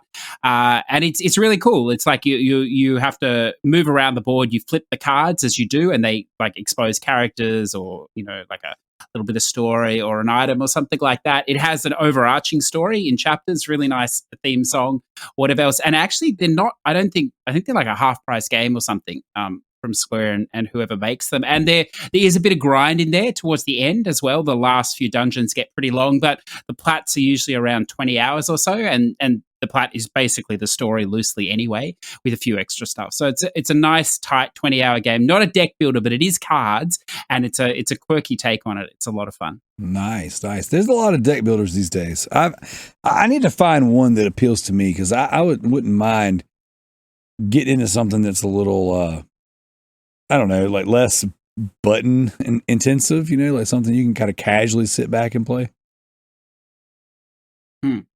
Yeah, well, this is not a deck builder. It's a good option, and it is turn-based, so it just uses cards. Did you play the other one they made, CJ? No, like Yeah, other I did game that they one, released the same day this came out, or like within the same month. It's the dungeon one. Oh no, It's I called haven't. No. the heck is it called? I own it for Switch. I think it's called. Oh my god, Dungeon something. I'll send you the link. It's Oh, awesome. they did another one. So Yeah, basically, good. that one is just a map, and you just go deeper and deeper in the dungeon. But if your guys die, they get captured, and then you have to go back down the dungeon to rescue them with new characters that you roll, and it's all turn based. Yeah, that would be cool. So it's really cool. I cannot remember the name of it, and it came out literally the month before Voice of Cards did, because we got Voice of Cards on Switch the same time they got that game, and I decided to buy the dungeon one because I thought it was really cool, and the dungeon one's on PS4 and Xbox as well. I think it's on Game Pass actually. Oh yeah, no, definitely. Send me the name. Just before, like at the moment, it's so funny. Like we've talked so many games today, and like as we all know, like the first part of this year has just been crazy already for games. But Gaz he'll never get this far probably in the episode, so it's probably safe to say. But he's running this like track your spending on the profile site. I think he's done it for a few years, and people do it. And I was like in two minds about doing it because you obviously don't want to advertise what you're doing sometimes or whatever. And I was like, oh, it'd be cool because like doesn't worry me, but it'd be like a might keep me in check a little bit type thing as we go. And like, I think he's abandoned the thread because like there are so many games listed now that I think he won't update it anymore. So it's possible that I haven't followed like the idea which is not to buy so many games and whatever else. So, if he does get this far, like, he probably shouldn't have let me into that thing in the first place. But anyway, like, I mean, what can you do? Like, there's so many. Yeah, this year I've had to just keep buying, and so, like I say, Ghostwire isn't my next purchase, but I've bought almost every major title that's come out, and I bought 4 or 5 games just today, like little indie games, older games, things like that. Just me and the kids were just going down a list, like, oh, let's play this. Oh, let's play this. Oh, wait, this game got DLC. Let's buy that. Oh, so it's been crazy. I got for the first time ever, like, because we obviously have separate cards or whatever, so just dodge the purchases and keep it to myself a bit. But I got actually, for the month of April, I'm on a budget for gaming because I think I bought both the 2 terabyte expansions, a Switch OLED, and then a ton of, I think it was my highest spending month anyway, and I was reined in. So. I love my OLED. Great purchase. It's like, that's awesome. Oh, it's amazing. Yeah. Gorgeous. Yeah, it's beautiful. Dude, so my wife and kids were out of town. And so I was like, well, let me go buy some games since they're spending all this crazy money at the theme parks in Florida. I'm going to go. So I went out and I actually I was looking for like, secondhand stuff, like just kind of out. I'm hitting my little spots. I did pick up a game the other night. It's a PS3 game. It's the Harry Potter and the Deathly Hallows Part 1. Oh, that's a good game. Yeah. I actually like that game. Yeah. So I've been looking at them on eBay and stuff, and they've been running, about every now and again you can find a $30 or $40 loose copy, like just the disc only, no case. But typically a box copy, not even sealed, is like $75, and I'm not paying $75 for a PS3 game. I found it for $24 at one of my spots the other night, so I picked that up. I was pretty. Unless it's Dragon Guard. No. I was pretty excited. I was pretty excited about that. So I picked up that. I picked up it's a first person horror game called Absolov or something like that.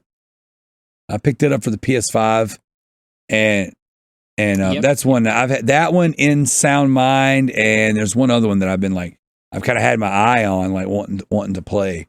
And so I picked up a couple, but and then I come home and I get on the PlayStation sale. Oh, well, I got to buy these games over here. So, well, that sale has been really good. Actually, it has been. It keeps making me. Not that I would know in case someone's listening, but I'm told. Yeah. I'm told it's quite good. That's awesome. All right, Kalai, what's your last game for the night? What do you got? Just Dance 2021. Oh, here we go.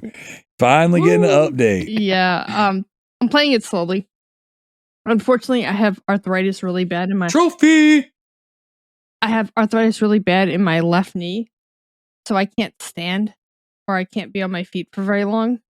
And I've been trying to exercise to get a little bit better, strengthen my muscles. So I've been playing Just Dance. So I can do about 3 songs a turn. So far, I think one of my favorite songs is the Chacaron dance. Chacaron, chacarong. Like, I call it the arm dance because all you do is like wave your arms like you're one of those, balloon people out Yeah. Wacky waving inflatable tube man. Yes. Yes. Yeah. Some of the songs I feel really weird dancing to. They had, of course, Romeo and Juliet by Taylor Swift. And that's a 2-person song. But of course, I don't have a second person, so I'm just spinning around and with my arms out because it tracks the motion controller of where it is and not any other portion of your body. So I'm just like spinning around with my arms out. The good part about this is, though, if you do have some kind of like problem with your knees or whatever, it does only track your hands. So like you can, like, I can't jump anymore. I can't do half these moves. Or like getting on the floor. I'm like, I can't do that. But I can do the arm move. So I can get very close to playing the game. I think it's kind of cool. What are you playing this on? Switch. Yeah. Very cool. Very cool. Do you do any of the world dance chat, like the I did online? try the online. I did try the online once, and I was like, "Oh, this is kind of weird." So fun.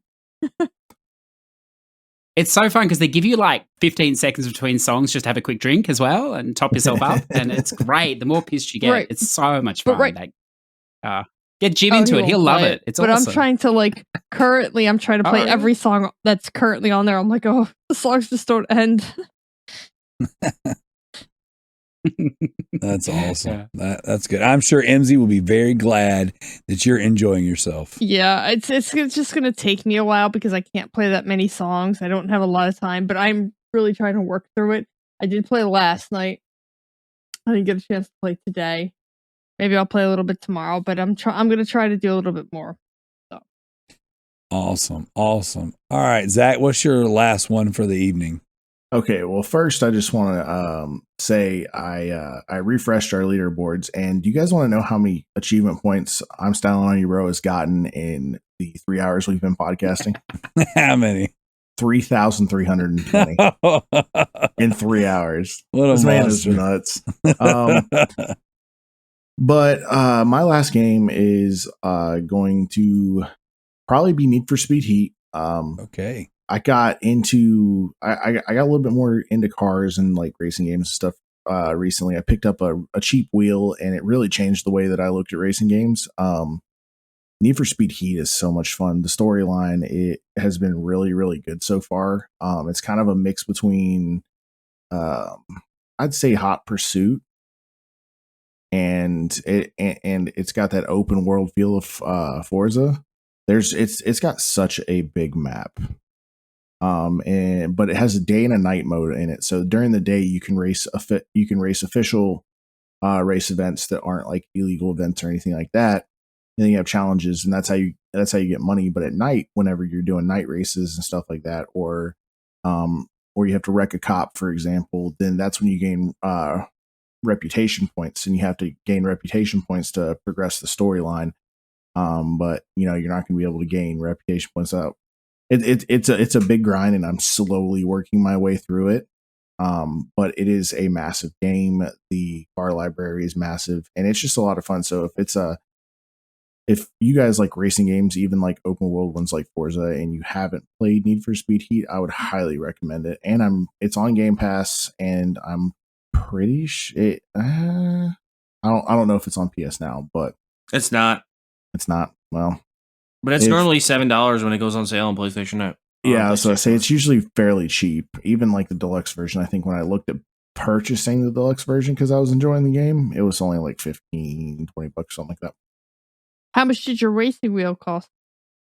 I picked it up from somebody for like $30. It's the Ferrari one. The what's it called? I have it right behind me actually. Oh, it's the Thrustmaster. It's the Thrustmaster Ferrari 458 Spider. Oh, you got the Thrustmaster behind you, eh? Yeah, That's quite a decent one. yeah. There's nothing wrong with that one. What you should do, like a wheel changes racing games completely, but you might like more arcadey ones. But even if you do, download, it's on Game Pass, the new F1 game, 21. Okay. It just went on Game Pass. And it's a sim, but you do it more for the wheel. The handling on that game is just amazing, the wheel, the F1 games. They're fantastic. Definitely worth Make a sure look. you handle your Thrustmaster. Yeah, that's right. Yeah. Get a good handle on that Thrustmaster. It's okay, Joe. I'm glad your butt's better after last week. There you go. Maybe You I got- should buy a Thrustmaster. No, maybe. I mean, you were in Chicago. I can clean myself out. Ooh. Speaking of getting cleaned out, Joe, what's your last game? It's probably the best game I played this year and the most fun I've had playing a game this year. It's Ys 8. Ys 8 is probably the best game I played in a long time. It's an action RPG that has a very, very awesome story, and it's very like in depth and very long. Like the chapters feel longer than most RPGs I've ever played. But it basically, you're on a crew and you get shipwrecked on an island, and you pick up characters as you go through the game. And then as you pick up certain characters, like they add like a clinic to your island and like a blacksmith and all these other cool things. And then it's all action based though, so it's kind of plays like Kingdom Hearts. You can run around and like kill things, but you can switch your characters on the fly, which I think is really cool. But I'm loving that game, absolutely loving it. CJ, have you played this one? This is It not is the Dana Dana. one, is It it? is Or Dana. Lacrimosa? Yeah, it's one of fantastic. the best, and I'm playing it on the Switch, and I'm loving it. It makes me want to go back and play it again on PS4 though. But I actually want I want to own this game physically on PS4, but I know it's very pricey. It's like an $80, $90 game now on PS4 if you can find it. Yeah, which is weird. Yeah, it's nowhere. That's right. It wasn't when it came. It's more expensive now than when it came out. Yeah, you haven't done 9 yet? No, I'm 9 playing is 8 really first, good too. then I'll get I got 9. to It's finish just, I know 9 is a continuation of 8, so yes, like you still play as 8 all in 9, I heard. So yeah. So I'm excited. That's I'm great. like, this is the best. Like, this is probably the best RPG I played since I played Dragon Quest 11. Awesome. Well, I'm going to close this out with a weird one. One that I don't know. I don't know why I keep going back to this game, but it's just absolutely amazing. One of the games that I have played the most this year and have already platinum this game 3 different times, but it is Minecraft. Paxton loves playing Minecraft. That's just that all my kids went through their Minecraft phases, and Paxton, he's doing his. And so we've got this world established with everything you could ever need. I've already done all the trophies. I mean, I've already done the mainline trophies and some of the DLC stuff. I don't get too crazy into the DLC stuff because some of it's a tall ask. But we've got this world set up, and a few weeks back on the show, we had figured out that you could create your own like fishing hole to where you could just sit and fish and constantly pull like cool stuff out of the water. And for those of you guys who maybe didn't hear about it, in Minecraft, you can get a bucket. Once you make a bucket or find a bucket, and you can go get put water in it. And you can essentially take a bunch of stone or dirt, whatever your material of choice is, make yourself a fully closed square, rectangle, circle, whatever you want to do. And then you can put the water in there and it'll fill it up. Depending on how big it is, depends on how many buckets of water you need to go add. So it adds, it's essentially a spring of flowing water in there. And you can throw your fishing rod in there and get nothing. Absolutely nothing. If you take that same bucket, go into the water and get a fish, and then populate your body of water with a fish, it will then allow you to do the fishing mini game in Minecraft. And this has just sprung this whole new love for this game for me, because me and the boys, we decided we were going to get the most awesome, enchanted, leveled fishing poles you could find, and then create this unbreakable fishing rod, which I'm using currently right now, and then fish nonstop. I've been fishing on the show for hours tonight, and I have it's almost like an unlimited resource pool now. I'm sitting here, I'm fishing, and every time I pull a fish out, with the fishing rod I'm using right now, like every other one is some sort of item. It might be an enchanted book. It might be a item or a resource item you could use, to build or to make something else. It's a weapon. I mean, just constant pulling cool stuff out. And of course, I'm constantly pulling out fish that I'm then cooking.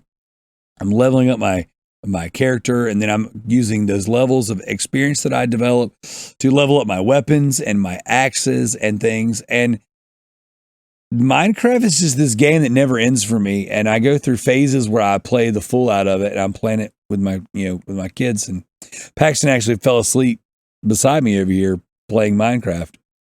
And we were just both over here fishing. We've been fishing together for about an hour tonight.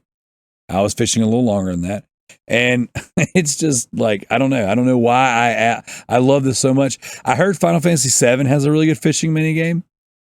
Not Final Fantasy VII, Final Fantasy 15.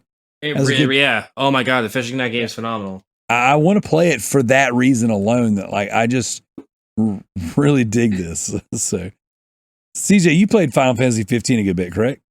If you ever want the plat, you'll be playing it for like 10 hours or something. Hey. I think. At least. So is the fishing really good in that game?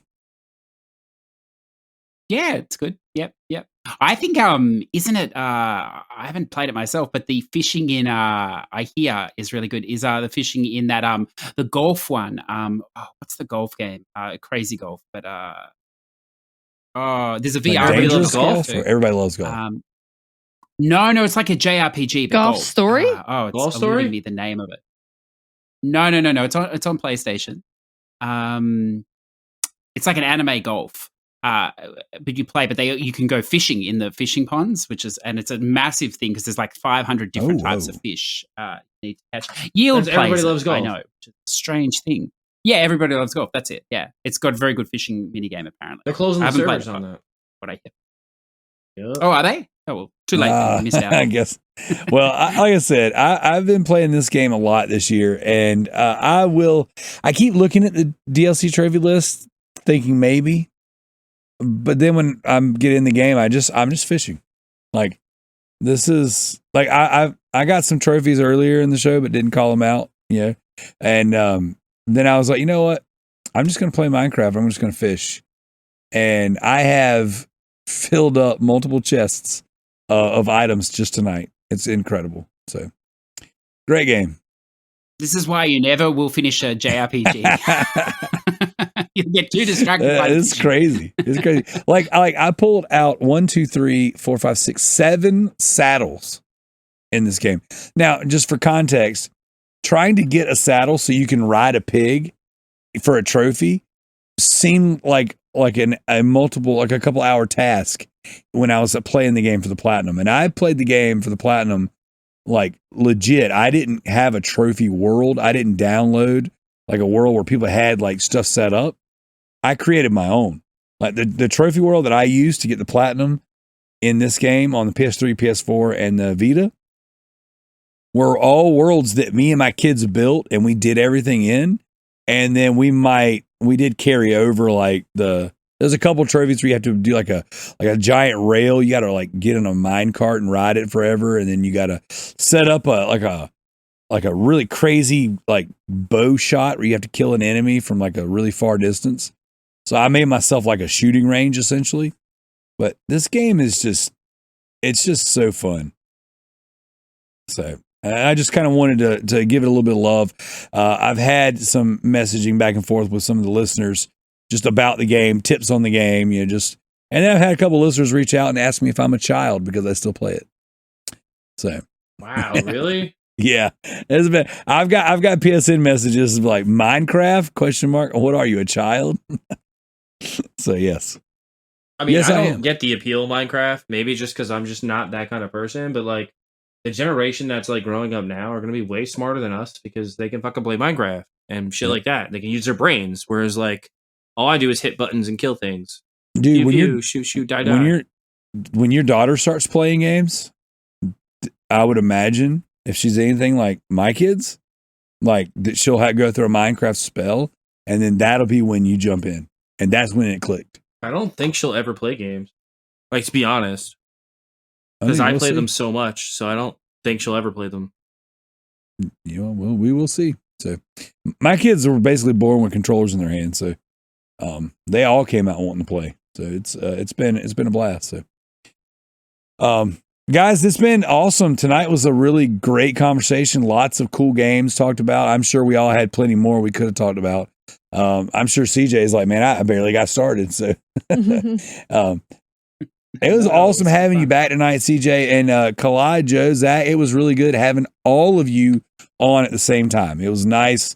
This was, if for nothing else, this was a treat for me to have all my favorite people in the same place at the same time talking about video games. This was really good. If you're listening to the show and you made it this far, thank you. You're an unfortunate, sad creature, and we definitely appreciate it. So definitely check out the socials, check out the YouTube, check out all the different podcasts that we're doing. And if this interests you, go check out our Patreon. There's lots of cool content on there and lots of bonus content this month. So you guys got anything you want to say before we get out of here? Peace out. Nope. All right. Yeah. Thank you guys so much. We're out of here.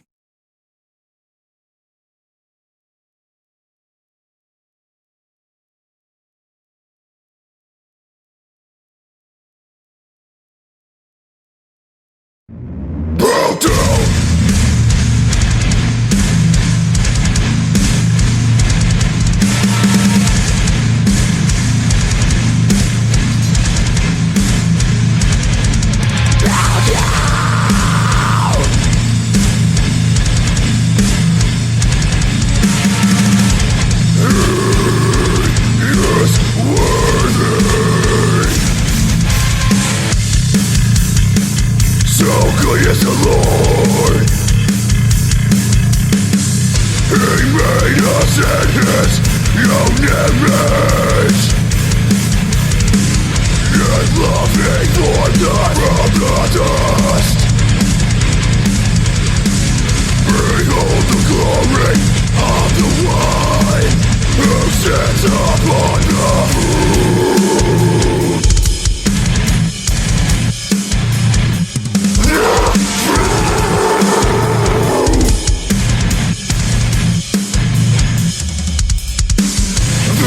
The Lord's, yet everything in it, for out of nothing He created all place. I am the light, yet everything in it, for out of nothing He created all place. So what shall we say?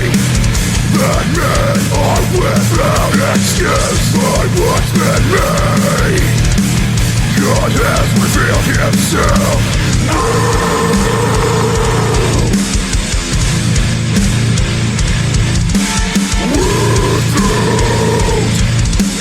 Without excuse, the Lord commands the valleys be cast down, the mountains rise, the mountains shine. Are you so question good? Your doubt is wise, as if you made yourself.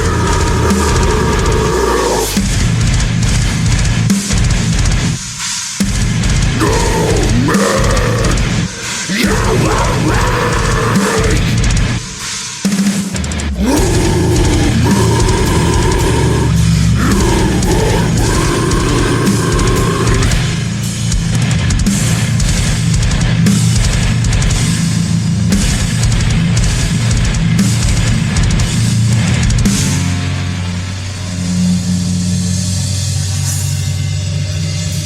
And they say there is no